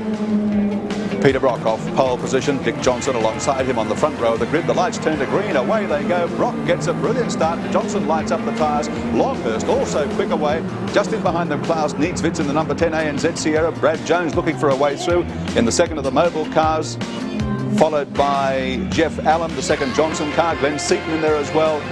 And of course Jim Richards in the first of the Nissans. They scoot round the mountain with Brock in the lead on lap 1 from Johnson and Niedzwitz. These 3 breaking away from the rest of the pack, headed by Brad Jones in the early stages.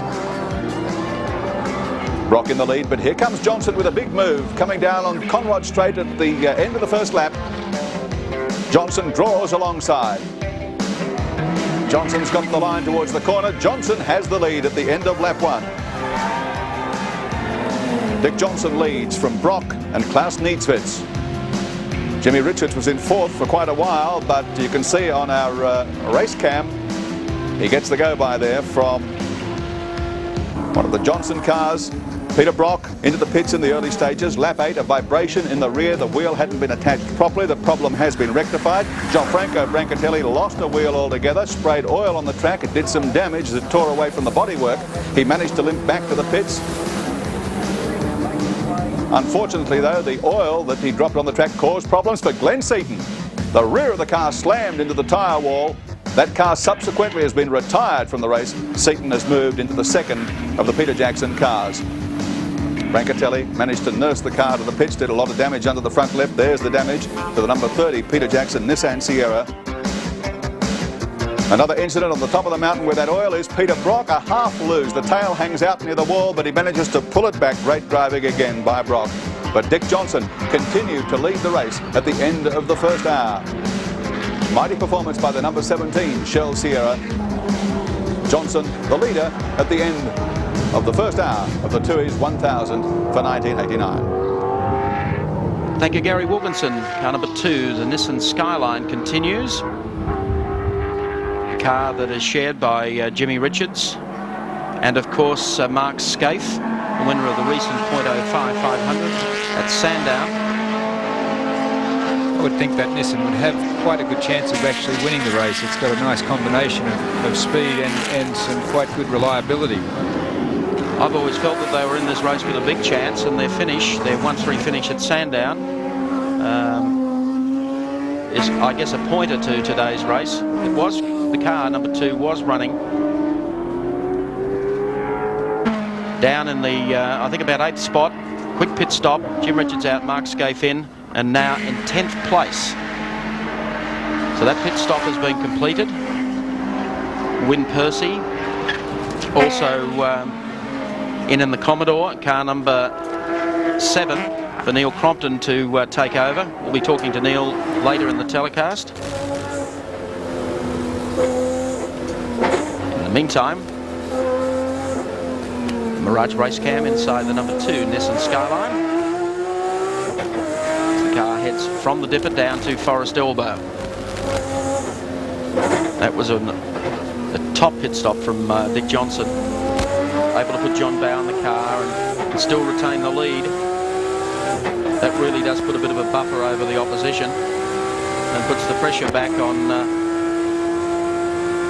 the ANZ car with Klaus Niedzwitz. The second ANZ car has officially retired, by the way, Mike. The number 9 car with Greg Hansford, Pierre Dudonné with that overheating problem.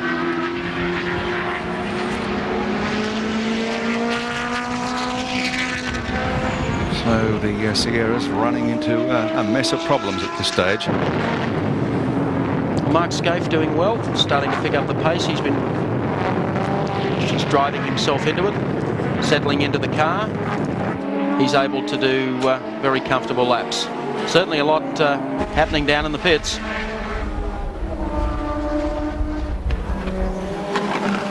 Car number 4, Johnny Brady with Colin Bond. Thanks very much, Mike. Colin, you came in for what was a scheduled pit stop and then a problem.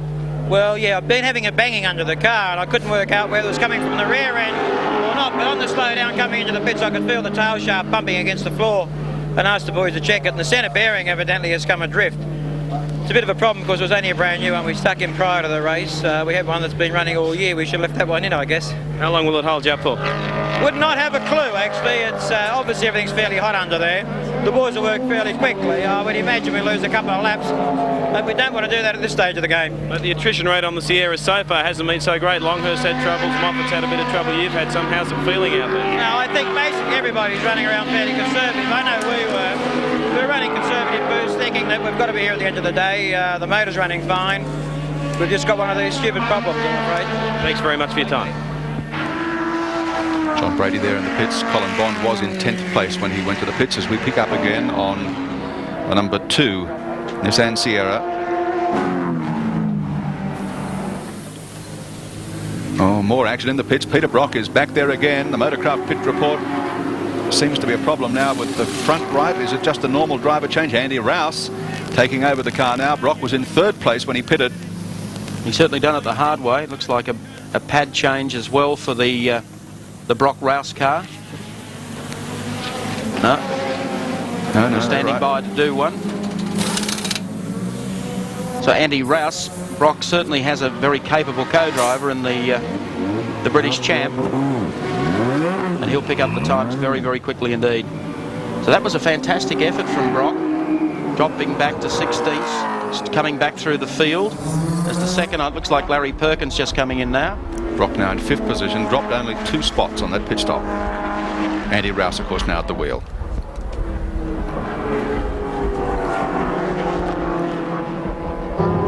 Now, as he returns to the racetrack, the Holden Special Vehicles number 16 car is in. which means Larry Perkins will step out and hand over to young Thomas Mazira, the man who drove to victory last year with the Benson and Hedges Sierra team with Tony Longhurst. Car number 16 was up to 6th. Looks like a fairly orderly pit stop for the Holden Special Vehicles team. They're ready to go. So he lights up the tyres, plenty of traction as he heads down the pit road, and he's back in the race. Take the Bob Jane T-Mart's Thunderdome race cam with Andy Rouse, the British champ.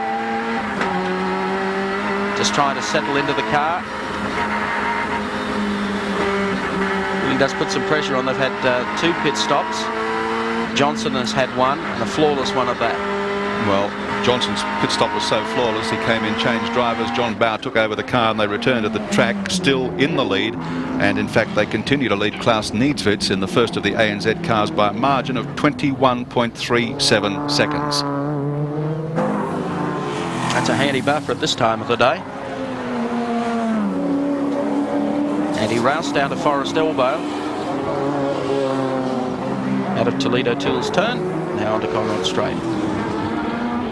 Just in the background there was the Andrew Bagnall car, damaged yesterday, repaired by the TAFE crew overnight. Car 44 has been into the pits, the Mitsubishi Starion. Gary Scott has handed over to Kev Bartlett. A winner here at Bathurst previously, but some time ago. It's a few years ago for Kevin. Well, it was with John Goss, wasn't it, in 74. Meanwhile, in the pits, the Bond transmission problems continue. Trying to replace a bearing there. It's fairly warm under the car. It's running for an hour and 20 minutes when it came in. So the mechanics, that is very, very warm. That's about my mechanical aptitude. If something's not working, I give it a bit of a hit. Okay, back behind them, of course, the Nissan team are in. Georgie Fury in the car. Quick wave from George. Fury was in 4th place when he came to the pits.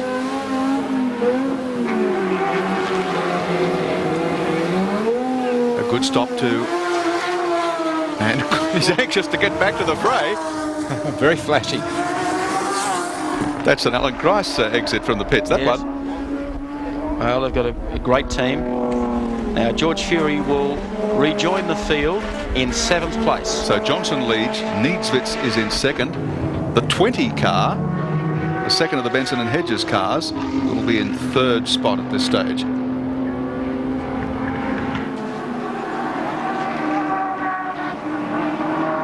Great sound, the Turbo 6, Nissan GTSR. Really wailing as it heads up the Motorcraft Hill towards BP Cutting.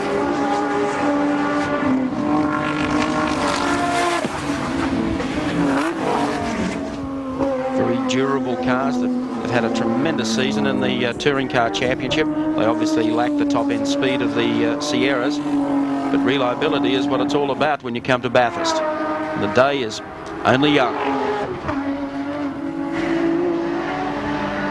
New South Wales Total Azada Agency Board, of course, are operating on this race as they have done for several years now, and when betting closed last night, the computer determined that the favourite combination that punters want to see here for the trifecta is Brock to win, Johnson 2nd, Moffat 3rd, and if you've taken those 3, your dollar will return you $54.50. And I can't believe the long shot combination to fill the top 3 placings is Longhurst, Fury and Goss to return $71,500 for a dollar.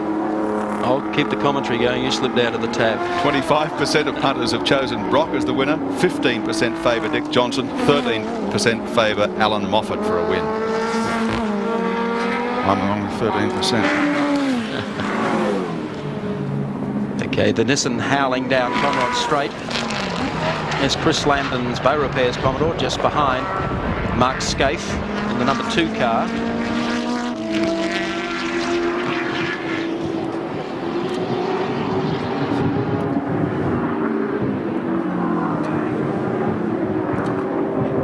Scaife safely negotiating one of the slower cars, and here's teammate George Fury. Fury, in fact, is in front. Or is he after that pit stop? No, I don't think he is. Scaife is ahead of his teammate. There he is there, yeah. I thought there might have been a lap between them, but that wouldn't have been possible, of course. There's George in car number 3, rounding up some of the traffic. Goes beneath the Toyota Corolla sign and now starts to make up some ground on Mark Scaife. They take the right-hander, head up the mountain, up Movecraft Hill. Car 3 is in 7th position. There it is, George Fury at the lead up through BP Cutting. And the Nissan guys will be pretty happy with the way things are going at the moment. George has been running here since 1981. And of course he holds the outright touring car speed record here in a turbocharged Bluebird. This is his 9th start, best result 3rd in 1987, and he was 3rd in the Sandown 05 500 just a couple of weeks back. Egypt bring us our driver stats here at Mount Panorama for the 1989 Great Race. Well, there's the 2 Nissans and John Bow and Dick Johnson's cars. I see not too far back behind them. Nissans running 6th and 7th at the moment. 96, Tim Slako in the Barbagallo Commodore isn't running anywhere at the moment. They've blown a head gasket. Let's go back to the pits. There's our head cam. As you can see, the guys working on the car. Pretty warm under there, as I said earlier.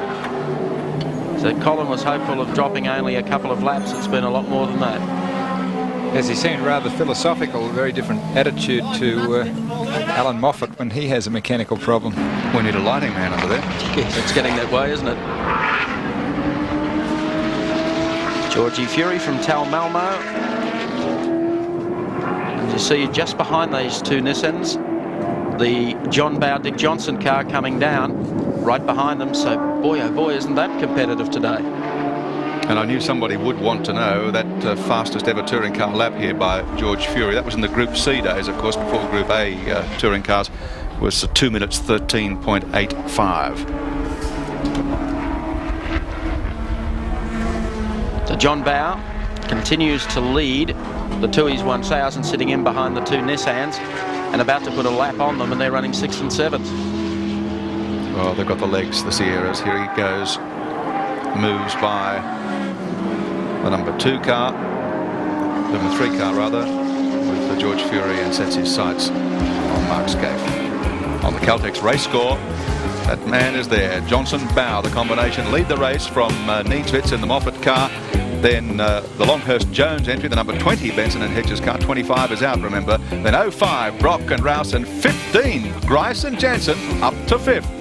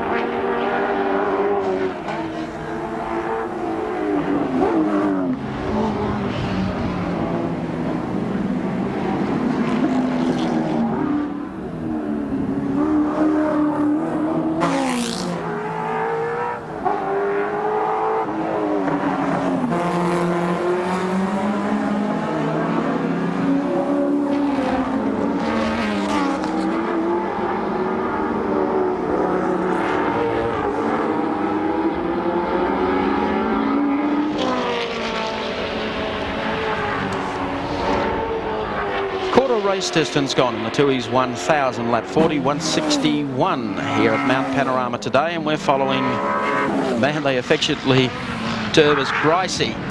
Alan Grice, we mentioned just before going to the break, has fought his way up through the pack. Gricey behind the wheel, up to 5th in the FAI Insurance's Commodore. That's quite an effort, actually.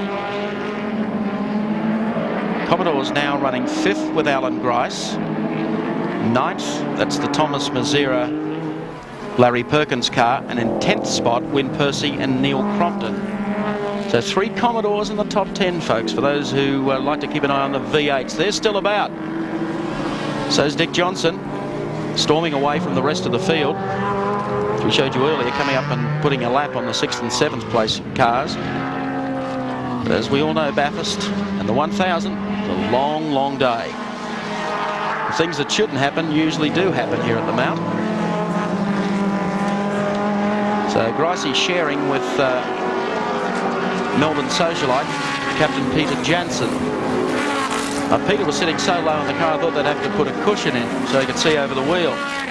Grice, former race winner. Peter Jansen, former runner-up in this race. Interesting, actually, there are no 2 winners paired in any one car. 2 previous winners paired in any one car. Grice, a former winner. Jansen's a runner-up. Johnson, a former winner. John Bauer, former runner-up. But there are not 2 winners in any one car. We come across the top of Mount Panorama, and Neil Crompton, who joined us for commentary. A tough day for Neil. He's running 10th, and we take Dulux Auto Colour Race Cam. Good morning again, Neil. Hey mate, how are you? Not bad. Have you settled in? Not quite, but we'll get there. I'm having a little bit of trouble just getting a bit of rhythm together at the moment, just getting some pace up, but we'll be right. All right, we'll let you settle in and come back. Does the car feel reasonably good? Yeah, she's good, mate. There's nothing quite like a V8, you know. Tell me about it. 3 of them in the top 10. We'll be further up than that before the day's out. Don't worry about that, mate. All right, well, I'll let you settle in, and we'll come back to you in about 5 or 6 laps. Yeah, no worries. Thanks, Neil. Yes, Neil Crompton with only a couple of laps into the great race. There he is across the top of Mount Panorama. And I tell you what, no matter what they say, that's a fairly difficult assignment for someone to play commentator for the first couple of hours of a telecast, then throw away the 7 Sport jacket and zip up with the 3-layer Nomex and go out and do a sprint, then come back in and put the blue blazer on again. Yeah, there's no way you'd get a tennis player to do it, I'll tell you.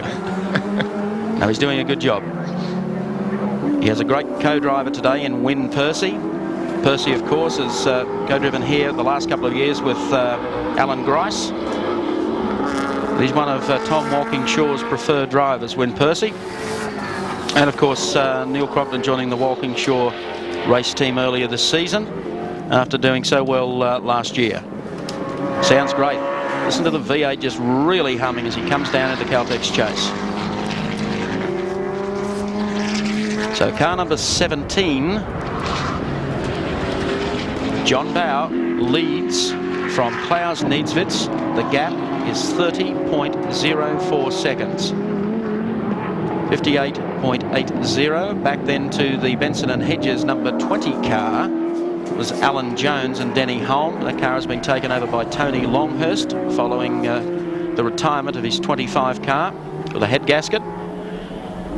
Back behind them in 4th spot, Peter Brock and Andy Rouse now at the wheel of that car. Jimmy Richards, I notice, is up to 6th spot. Right behind him, George Fury in the 2nd of the Nissans. They're still running 6th and 7th. 8th spot is the 2nd of the Johnson cars, the 18 car, Jeff Allen and Rob Gravitt. The 2 Holden team cars rounding out the top 10. Car 16. And if you can see there from our Dulux Auto Colour race cam, car 7 rounding out the top 10. Well, I guess a few people are wondering whether or not Neil Crompton can help point Win Percy at the podium for later in the day. Car up against the wall there on the right as Crompton flew by.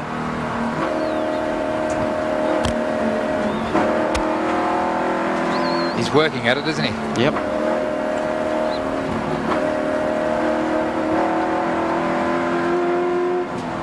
Coming across Skyline, dropping down into the S's now. The number 7 car, Neil Proctor at the wheel. So Win Percy's done a good job, and so too Larry Perkins in the first stint. As we come back now, the gearbox repaired for the Glenn Seaton car, and in will go former great race winner John Goss. John Goss, two-time winner of the race, won it in 1974 in a Falcon, and then backed up a couple of years ago in the Tom Walkinshaw Jaguar to win it again. Well, that car's been out of action for what, half hour? They've been able to repair it. Keeps their options open because you're not quite sure what would happen later in the day here. The whole idea is to be out there and running, not in the pits. Gossie, one of the few multiple winners of the race. He's won it twice, as I said, along with Harry Firth and Bob Jane. Jim Richards and Larry Perkins have each won it 3 times in partnership with Peter Brock. Brock, of course, has won it 9 times. Alan Moffat has won it 4 times. Bob Holden, who's in the race today and is having his 25th start in this race, is a former winner. Still running around in his number 13 Corolla. We'll see him as the day progresses. You can bet your life on it, because he'll survive. Colin Bond, also a former race winner. Kevin Bartlett, former race winner, running today. And of course Dick Johnson, John Harvey. Well, John Harvey's not running, but Alan Grice Harvey heading up the Holden team. Car number 30, that's the car that we just saw. It's only done 15 laps. We're now on lap 43, so that gearbox problem they had has really cost them. And I know there's also, while we were following Johnny Goss around the top of the mountain, their number 10 car, driven by Klaus Niedzwitz, has been in for a very, very quick pit stop and straight back out on the racetrack.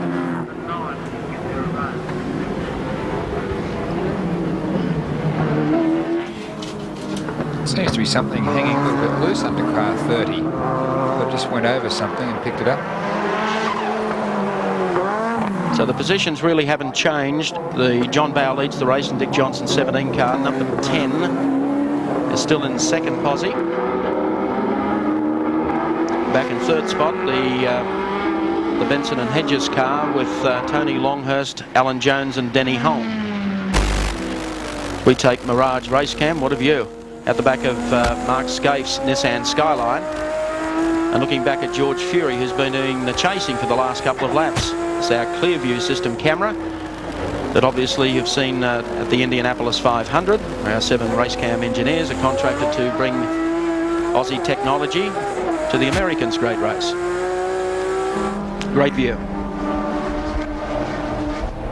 And of course the other point of view camera like that is mounted in the front of the ANZ Sierra. Bill O'Brien and Brian Sampson there in the Everlast Commodore being lapped by the 2 Nissans.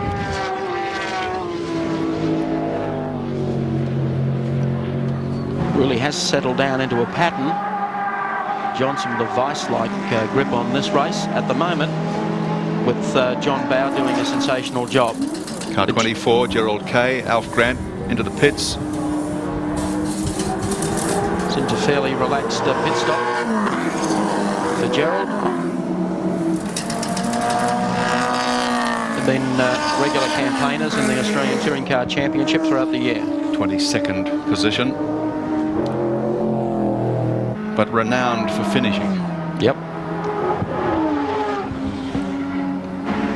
There'll be a lot that won't be able to make that boast at the end of the day. Oh, here we are again, Mirage Racecam. Great shot as Fury gets on the tail of the number 2 car. Mark Scaife fending off his teammate as they zip across the top. Skyline, appropriately named.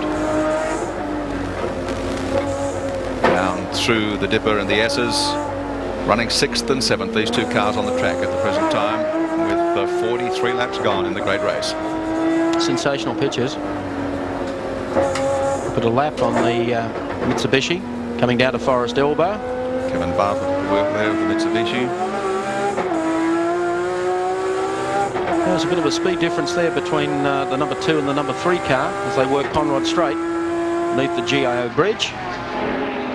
There's Scaife zipping away over the crest, come into view now, heading down to Caltex Chase.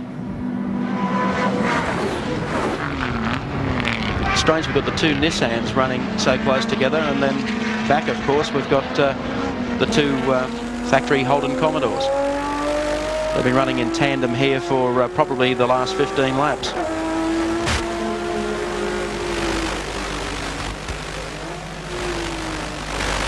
Once again, George Fury closes up under brakes at the end of Conrod Straight.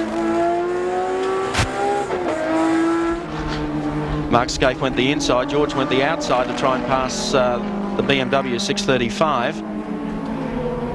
George putting a bit of pressure here actually on Mark Scaife. There's George on the outside.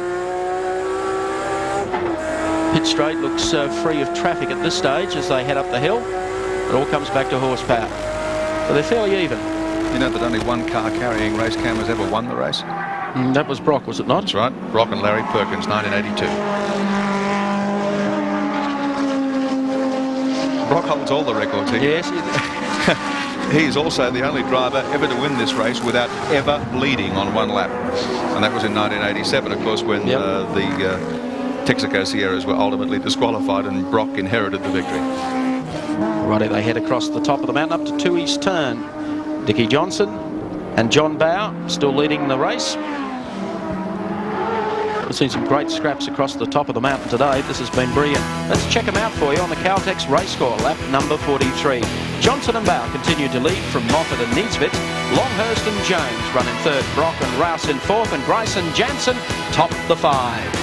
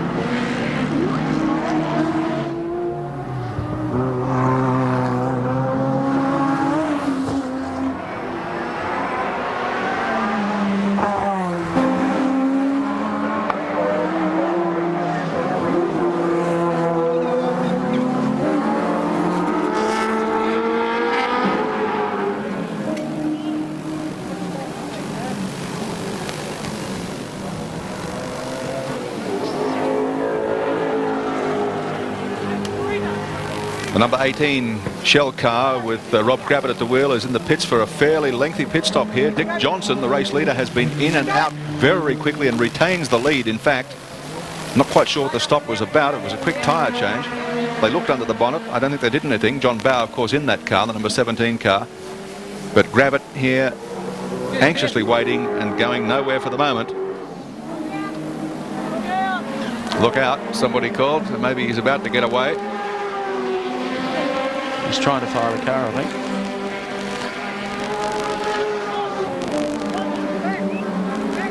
Car won't fire for him. Now, still won't go. Crew get behind it. He's right now. He's right now. He's away. Rob Gravitt rejoins, but a very expensive pit stop in terms of time for him. Car 55 on screen is the Playscape Racing entry. Kevin Waldock in 13th place. Brian Thompson started the race in this car. Did a good job and has handed over to Kevin Waldock, former plantation manager in New Guinea. Now setting up a string of indoor go-kart racing centres across Australia. He's got one to open very shortly at Woodridge in Brisbane. I didn't know go-kart racing was so popular in New Guinea. Well, this is a bit of a change from being a plantation manager in New Guinea. Yeah. Well, Kevin Waldock continues, as you said before, in 13th spot. The 18 car with Robert Gravitt and Jeff Allam's car. They've replaced the plugs in that car. The engine had developed a misfire. It was running in 10th spot, but that pit stop would have dropped it down maybe a spot or two. So it's still kind of 17, despite the very quick pit stop for a top-up and tyres. John Bow continues to lead the race, 46 seconds clear of car number 10, the Needsvits Moffat car. And a couple of other cars back in the pits with problems. Looks like Colin Bond's Caltech CXT Sierra is back in again.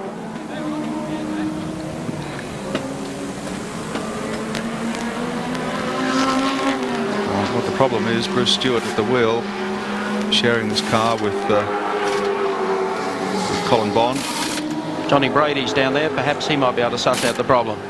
Yes, trying to just now. Bruce, what's the problem with it, mate?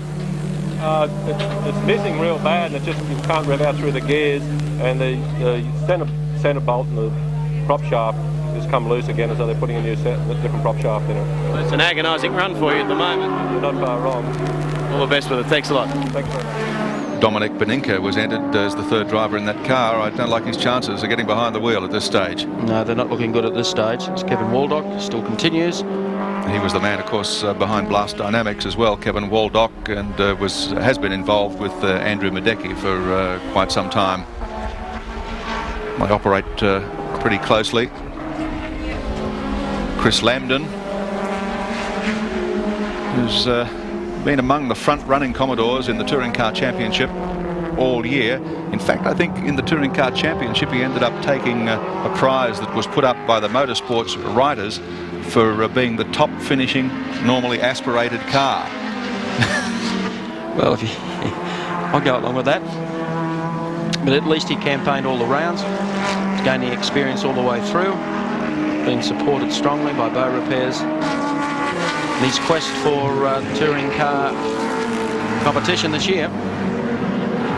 And he has stayed in the pits.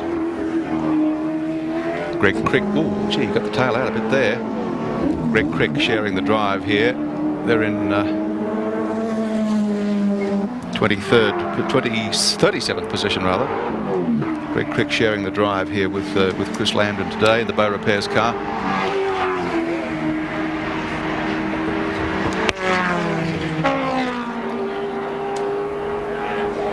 They sound great over the top of the mountain, John.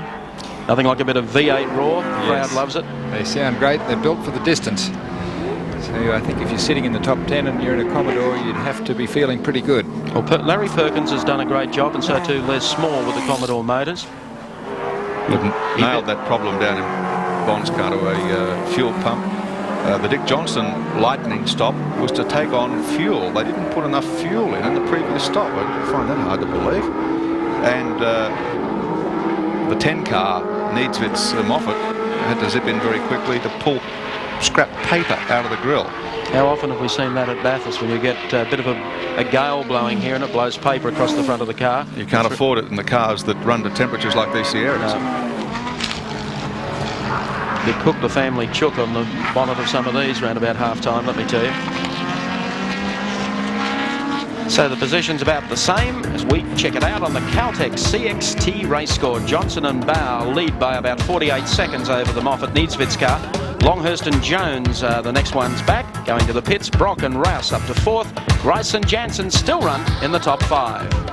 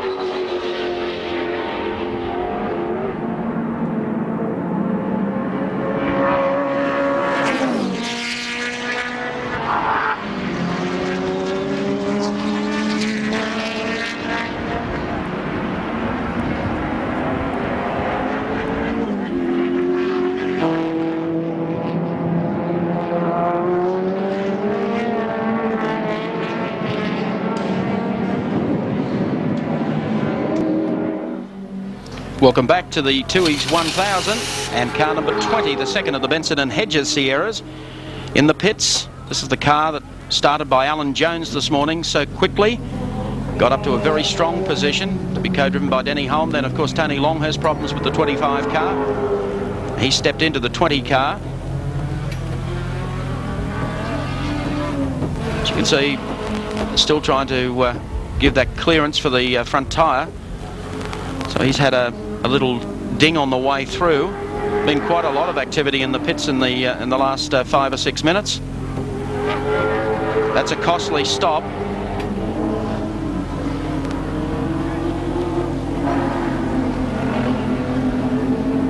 Tony Longhurst at the wheel there.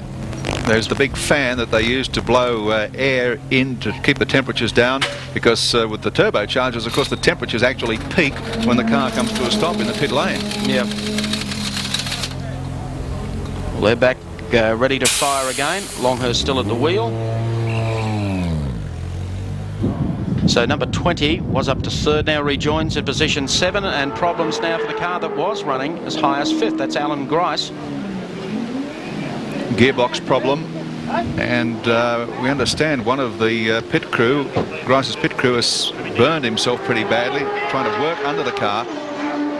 Oh, there it is, in a bag of ice.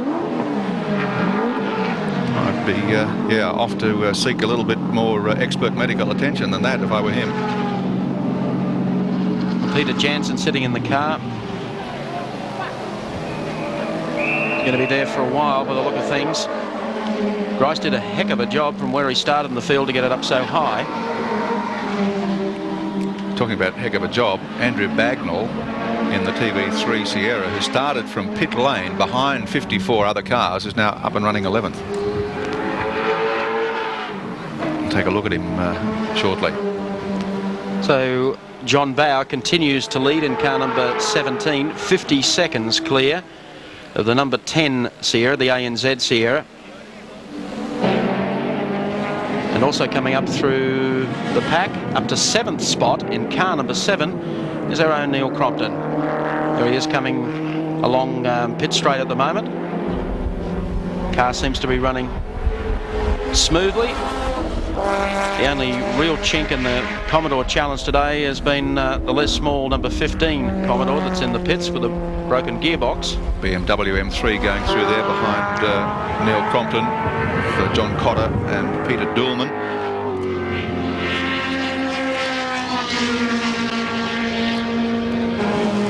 The two Holden cars still running one behind t'other on the road.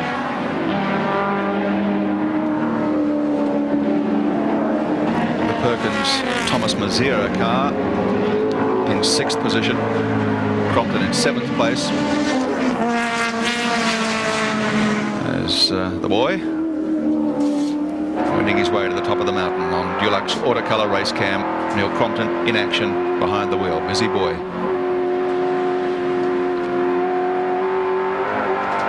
The lead out to 51 seconds. John Bower over the number 10 Needsvitz Moffat car. 34.5 seconds in arrears. The Brock car still running in 3rd spot. Then followed in 4th place by George Fury in the Nissan. 5th spot by Mark Scaife in the 2nd Nissan. 6th spot by Larry Perkins and Thomas Mazera. And 7th spot, Neil Crompton. They might have checked the oil the last time he came in. They didn't clean the windscreen.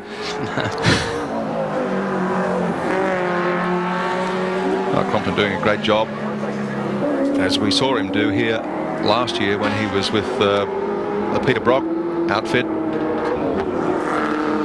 He didn't have quite the case of nerves prior to race start this year that he had last year. Cool, calm and collected Neil Crompton heading down Conrod Straight. How you going, Crompton? What about cool, calm and collected, Wilco? Who's writing your scripts? Hold on, mate, I just want to go through here without sparing off.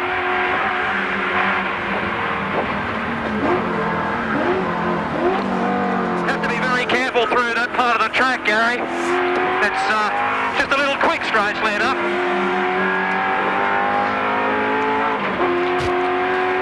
Passed that Corolla as if it was going backwards. Say again, mate? You passed that Corolla as if it was going backwards. Yeah, they're not bad under brakes and through some of the turns. They're a bit slow in a straight line, but there's something strange going on here at the moment. The times are terrible. Yeah. Yeah, it sort of feels like I've got one tyre that's slightly flat or something strange like that. I've had terrible trouble trying to get the brake bias on the car right. Over the top at Skyline, it feels like a Sherman tank. You going to make a stop? No way, Bucko. That was Michael Dowson in that little Corolla. Sorry, mate, it was Neil Bates. Neil Bates, was it? Still commentate even here. Neil, you might have a talk to the next crew chief when you go in about cleaning your windscreen. Oh, it's shocking, isn't it? You can never get good service on a Sunday at Bathurst. No. Anyway, we're going okay. The main thing is to keep going round. And the Commodore will do that all day, of course. That's the beauty of it. It's over here that the thing doesn't feel too flash. Up to 4th and now into Reed Park, and she drifts and bucks and jumps and leaps. You got to be careful you don't touch these mongrel ripple strips. You finding them a bit of a problem? Oh, they're lots of fun. See what I mean? Back to third over Skyline. And it's been here that I've been locking brakes all the time. I don't want to tear my front right to pieces. Second for the Dipper. 2 wheels. Bags of understeer there. Third. And out of the elbow. Trickle of power just to straighten it up. A couple of things that are important in this car are, first of all, the driver, but you have to double the clutch on the down changes because it's what's called a Hollinger gearbox. Pardon me. And also got to be careful you don't free rev the engine too much on the down changes, or we won't make the end of the day. I don't think I'll tackle that BM there, thank you.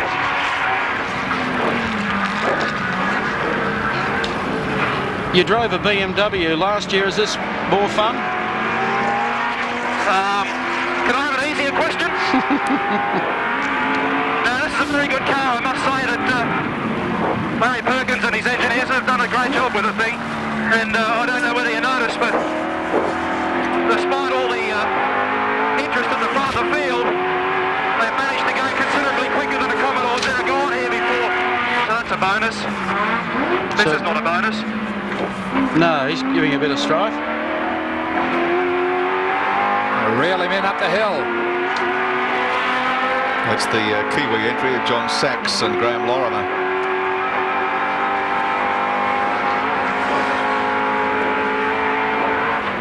Also have to be careful over the hump there. Got to grab fifth a bit early so as not to over-rev the engine.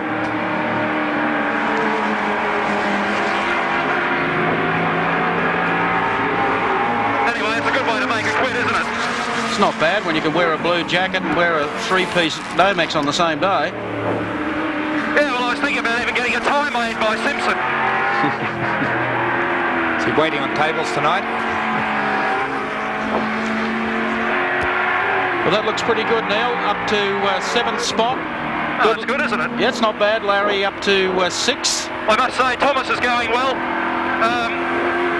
He went past me like I was from another planet. I just can't get any speed out of myself. I don't know what's going on. Talking too much. Okay, we'll let you get back to it. Righto, mate. Thank you. Neil Crompton doing it for 7 Sport on the Australian Television Network, carrying our Dulux watercolour race cam in the number 7 Holden Commodore here at Mount Panorama today. Coming up behind Bill O'Brien in the Everlast Commodore. Bill's birthday yesterday. He's been here for ages and ages. Loves the place. There's the speed difference between the HSV Commodore and Bill O'Brien's Everlast machine. They crest the Corolla SX sign and head down to Caltex Chase.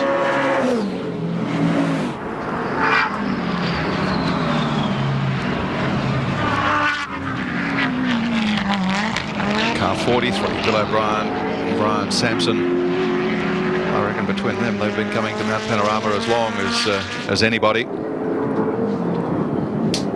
Heading into the pits now. He had a problem, I think it was last year, first day of practice. Been going well too, up to 16th, or holding on to 16th position for the last several laps. I wonder if this is a scheduled pit stop. His pit bay just right up the end of pit lane. John Sachs, Graham Lorimer, car 56 from New Zealand, BMW M3. They'll come into their own as the day progresses, you know, if this weather forecast holds true and there is any rain. They just love it. Running 20th in the race at the moment. Recall last year how the BMWs came storming up, particularly Trevor Crowe and Peter Jansen late in the afternoon. All they've got to do is just keep circulating, lap after lap. Didn't John Sachs do a stint here with, I can't remember who it was now, whether it was the Johnson team. Could well have been. Caltex race score on lap number 53. The Johnson Bauer Sierra leads from the Moffat Needsvitz ANZ Sierra. Next is Brock and Rouse in the 5 car, Fury and Olofsson. Back in 4th and rounding out the 5, Jimmy Richards and Mark Scaife.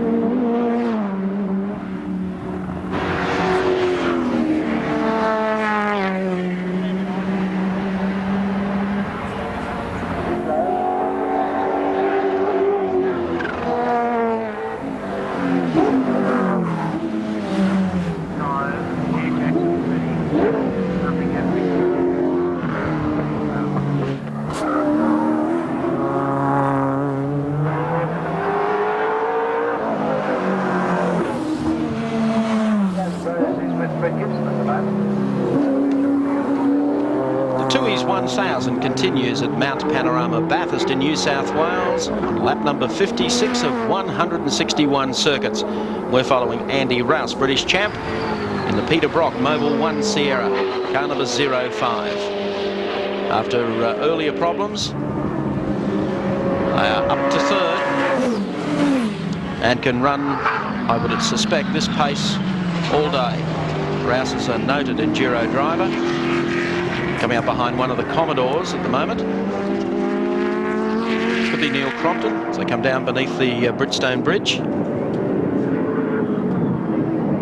Here he slips down on the inside. There's just enough room there, but Crompton gave way in car number 7. And the two of them pace it out along pit straight. He's looking pretty good, Andy Rouse, doing a good job for Peter Brock's organisation. Still up the front of the field, as we said earlier. 17, Dick Johnson, John Bower continue to lead 55 seconds. The gap over the second placed number 10 car. That's Klaus Niedzwitz, Frank Bieler and Alan Moffat. Then into third, of course, the number 5 car. Behind that, George Fury. And then, of course, car number 2, Mark Scaife. Those positions haven't changed. I think it might be just about time.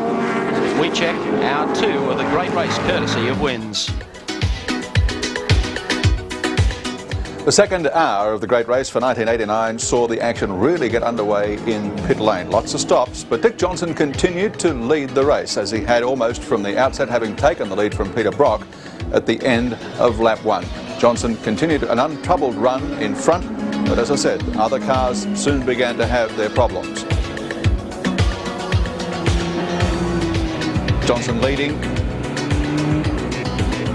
A casual wave, but not so casual for Tony Longhurst, unfortunately. Last year's winner, the 25 Benson and Hedges car, serious problems. Head gasket apparently gone in that car and had to be pushed rearwards to the garage, and Longhurst into the second car, car 20. Car 9 also had problems for the ANZ Alan Moffat team, overheating. The car subsequently been retired. Bad luck for Pierre Dudonnet and Greg Hansford, who shared that vehicle. 17 into the pits, Dick Johnson, after his tremendous driving stint in the first 2 hours, out of the car. John Bower taking over. The stop was so good, their lead so good, they rejoined the race in first place. Larry Perkins heading the Commodore Brigade at this stage in the second hour, creeping up into the top 10 placings. Both Holden Commodores, in fact, now in the top 10 spots, running 6th and 7th on the road. Colin Bond, big problems for him. Bruce Stewart and Dominic Beninka, his co-driver, into the pits, the bonnet up, a long stop. Driver change in 05, Peter Brock, having slipped back to 19th position at one stage, brought this car back to 3rd spot. Andy Rouse now at the wheel. They continue to hold 3rd place in the great race. Underneath Colin Bond's car, Motorcraft pit report, they continue to have that trouble. And here is Boot Camp in the rear of the number 2 Nissan Skyline. Mark Scaife at the wheel, and that's his teammate right behind, George Fury, drawing up alongside in car number 3 and ducking back in behind again. Lightning stop for John Bower, back to the pits. Apparently they didn't load enough fuel into the car during the driver change when he took over from Dick Johnson. They didn't stay long, returned to the race, and they continue to lead. Number 20 to the pits with some damage. Not a good day for Tony Longhurst, now sharing this car with Alan Jones and Denny Hulme, last year's race winner, who's going to be pushing it pretty hard to try and make it back-to-back victories this time. Gary Wilkinson updating hour 2 of the great race. Here is the story of the race so far. Kiwi Andrew Bagnall. Car number 8, the TV3 network car from New Zealand, Gulliver's Travel. As Gary mentioned earlier, started from the pit lane after clouting the wall yesterday in Tooheys' top 10. The TAFE apprentices, the Duloc TAFE team, took the car into the workshop last night, just got it to the starting line this morning. It started out of position number 56 out of the pit lane and is now running 10th. What an effort. And Graham Crosby, co-driving with Andrew Bagnall here at Bathurst this weekend. Back in the pits, meanwhile, Colin Bond is there. They've had troubles all day long. The Bond Stewart Beninka car Richard Hay and Johnny Brady on the spot. They haven't had the best of luck, boys. Bruce Stewart.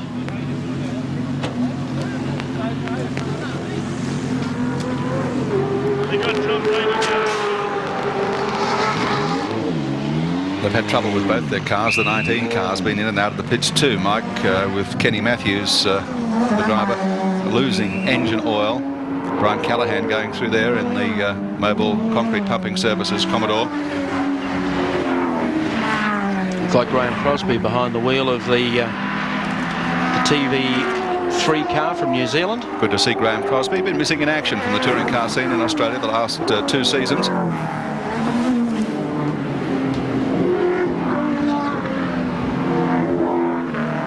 With all the records that we were going through earlier today, if Andrew Bagnall and Graham Crosby get up to win it, will that make them the first one that's ever won it from the pit lane? I'd put money on it. Yes.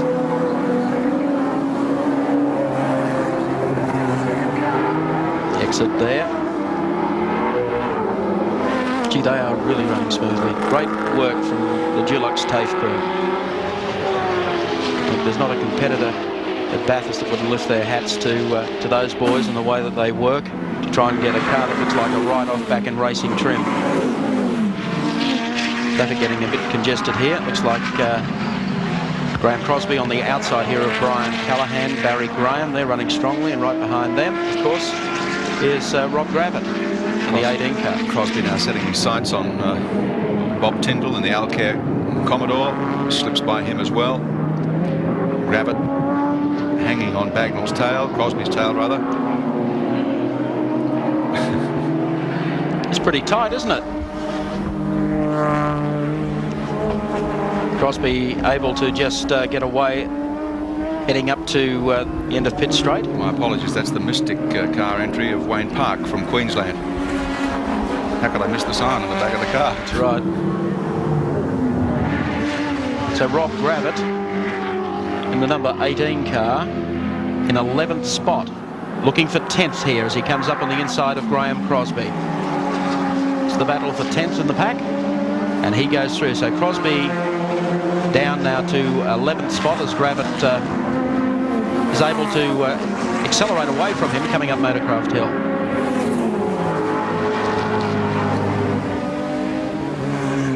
Through BP cutting on the way up to Tooheys Turn. Gaps about the same, 17 over 10, 55, 56 seconds. It's remained constant now for the last 50 minutes or so. Brock in Brock's car number 5 with Andy Rouse at the wheel, about 33.3 seconds back behind that in third. Further 55 seconds then back to George Fury. And now we pick up on car number 37, now running in 13th. Commodore Privateers, Brian Callahan, Mobile Concrete Pumping Services. That's a mouthful. And at the wheel at the moment now, Barry Graham. They always do a fair job, tradesman-like job at Bathurst, don't they? Well, they're used to going round and round. I think they've given that away. A few years ago, they really enjoy their visit to the mountain. It's really a family affair. And Barry Graham, who cut his competition teeth on the ovals, the same as Brian Callahan, running in 13th spot. That's another combination you can expect to climb up through the top 10 later in the day. The ranks are starting to thin out a little bit halfway through the third hour of the great race. Tooheys 1000, a little bit of brake lock up there through that corner. Barry Graham.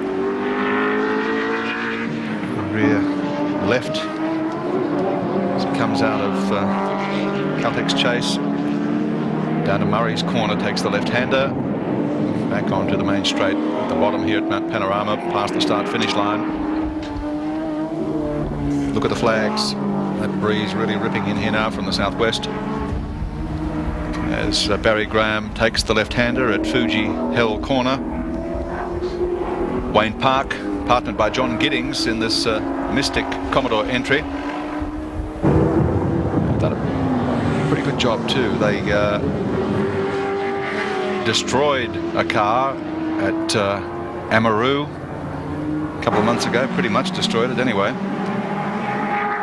and had to get stuck into a big and expensive rebuilding program with the backing of Mystic and their other sponsors, and they put together a pretty good outfit for this effort at Mount Panorama. John Giddings, a wealth of experience, has been driving here in the various classes for donkeys, and Wayne Park, young man from Queensland, a lot of get up and go, and a large measure of ability, I think, as he's proving out here today, because they're more than holding their own at the present time, and there's a long way to go. They're in 24th position, but it only takes a little bit of nous to hang in there and a few more dropouts, and you're looking at a top 10 finish.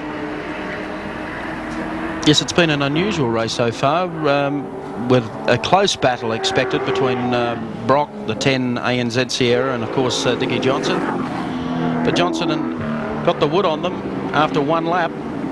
Brock let it off the line, but at this stage he's 55, 56 seconds in front, doing it very, very comfortably. The second of the ANZ cars hanging in there, number 10, as we mentioned before, number 9 is out. So they're down to 1. Frankie Beeler driving that car at the moment.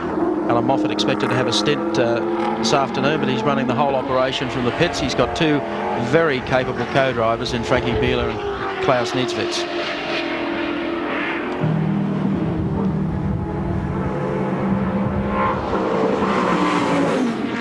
Coming down into Caltech's chase. The Park getting car through there comfortably and heading down beneath the Bridgestone Bridge. Car number 48, 24th on the road at the moment. Let's check them out now for you on the Caltex race score. Race leader is John Bowe. They've completed 56 laps. Moffat Niedzwitz run in second. Brock Rouse in third. Fury Olofsson in fourth spot. And of course Jim Richards and Mark Scaife round out the 5.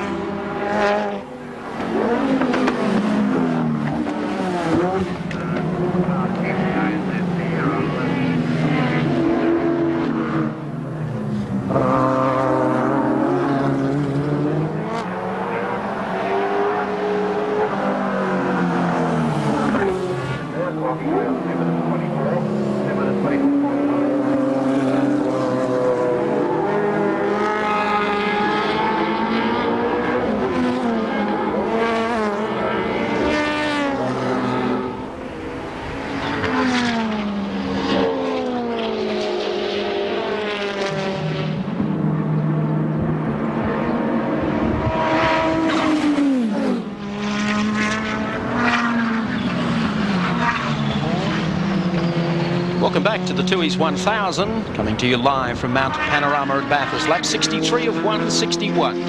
We're riding with Glenn Seaton in car number 35. We are momentarily as he heads to the pits. And 35, Glenn has brought that car up to 8th on the road after losing the 30 car earlier today.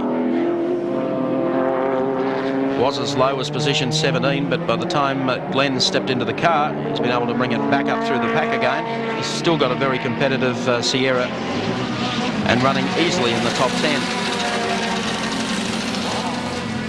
Looks like he's going to step out of that car and hand over. Tony Noski and John Goss scheduled to run the car. Alain Ferté, brilliant young French driver, steps into the car. So because of cross-entering John Goss and Tony Noski, they've been able to change over probably the faster combination out there on the track. Very quick pad change.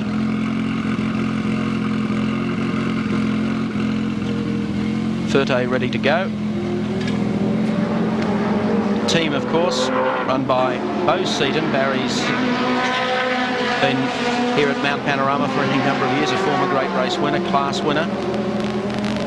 And he has really put together a top-class team, two-car team here for the Tooheys 1000.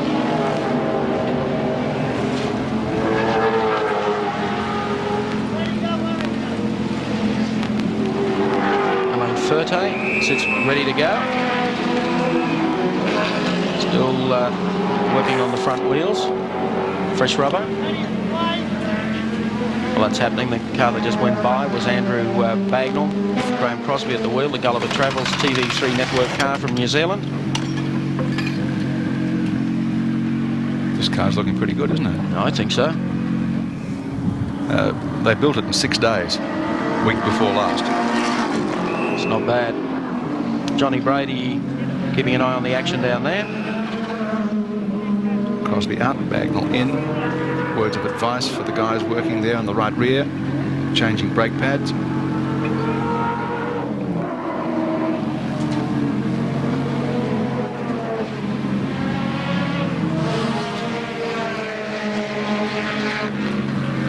It's a long stop. A lot of work to do. Let's go to John Brady in the pits with Graham Crosby, hot and bothered. Any problem? No, I think we've just got a bit of a problem with some brakes at this stage. I'm not sure because I haven't got a radio, so I haven't been in contact with what everybody's been saying. Mate, after the Tooheys Top Gun yesterday, and to get the car back on the road and get it to where you have, it's been a sensational effort from all round. It's been hard. I haven't had time to adjust the seat. My back's killing me. I got a real sore right down the bottom there. I told the blokes didn't sleep at all last night working on the car, and that's why you started from the pit. They were finishing it literally as the start was on. Yeah, we couldn't risk it on, like if the engine failed to start on the line or something like that. So it's better for us to start in here. If there was a problem, there'd be no problem, then we wouldn't affect anybody else. Thanks very much for your time. Thank you, John. John Bow, car number 17. He's been out there for a spell now. Still 56 seconds clear of the ANZ Sierra with Frankie Beeler at the wheel. And Andy Rouse and Peter Brock's number 5 car. George Fury, Anders Olofsson up to 4th. And the Nissan right behind them. Jim Richards, Mark Scaife at the wheel at the moment. And the first of the Commodores in 6th place, that's Larry Perkins. In 7th spot, it's Neil Crompton. 8th spot was Glenn Seaton coming into the pit stop. 9th spot, Tony Longhurst, and rounding out the 10, Andrew Bagnall.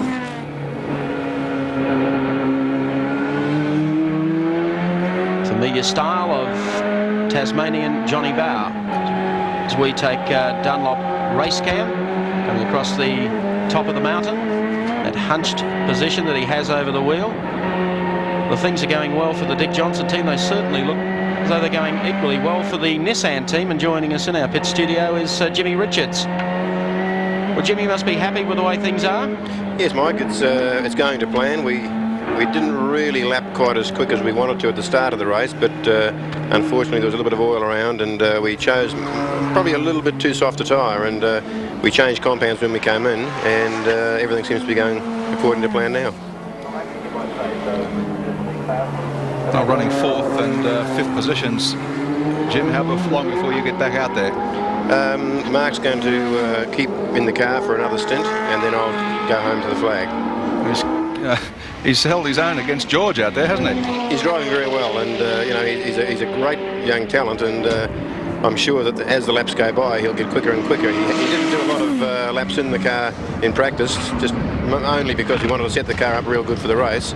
But no, he'll get quicker and quicker as the day goes on. How are the weather conditions out there? This wind is very blustery. Does it have any effect on the car performance or the handling? No, not really. No, it's quite okay. The car sits very stable across the top of the hill. But really, until I came into the pits, I didn't realise the wind was so bad. What do you think of the 17 car performance? Yes, it's that obviously is the car that's going to win the race, providing they don't have any unscheduled stops. He's got a good lead. The car's looking good, and they're both looking real good driving it. All right, Jim, we'll let you get back and get prepared for your big final effort. No problem, thanks. Thanks very much. Bye. Jim Richards will be back behind the wheel of the Nissan Skyline very shortly for the run to the finish in an effort to catch this man, this car. John Bowe at the wheel of the lead Shell Sierra. Yes, it's been a familiar sight all season, the red 17 and 18 cars of the Dick Johnson team in the Australian Touring Car Championship. Beaten for the glory yesterday, I guess, by Peter Brock. But this is payday as far as the race is concerned. They've done their homework. Still 56 seconds clear of Frankie Bieler and the number 10 car. Standing by for some more action down in the pit lane, Mike Raymond, because we understand both the Brock and Moffat teams are ready for their top cars to come in. Brock to get back in the 05 car. Klaus Niedzwitz to return to the wheel of the number 10 car. In fact, they're in. Motorcraft pit report shows us. Klaus Niedzwitz relieving Frank Bieler. Rudi Eckenberger with his crew there. Good stop. The Bieler out, and in goes Klaus Niedzwitz. He's been able to retain just about the same lap times. Brock's in. And Brocky is just pulling into the pits. Car 10 rejoins the race. It's second place behind Dick Johnson. So out comes Andy Rouse. In goes Peter Perfect. Still got a lot of work to do, running in third at the moment. 33.5 seconds adrift of the number 10 car, but that's all closed up now. That'll enable the 17 car to open the gap up a little after these two pit stops.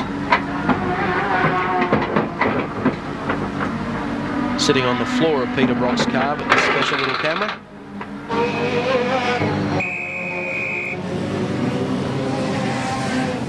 Very relaxed. Usually talking with his team manager. Ready to go. So Peter Brock rejoins in position number 4. So he slipped one spot during that pit stop, and that'll put George Fury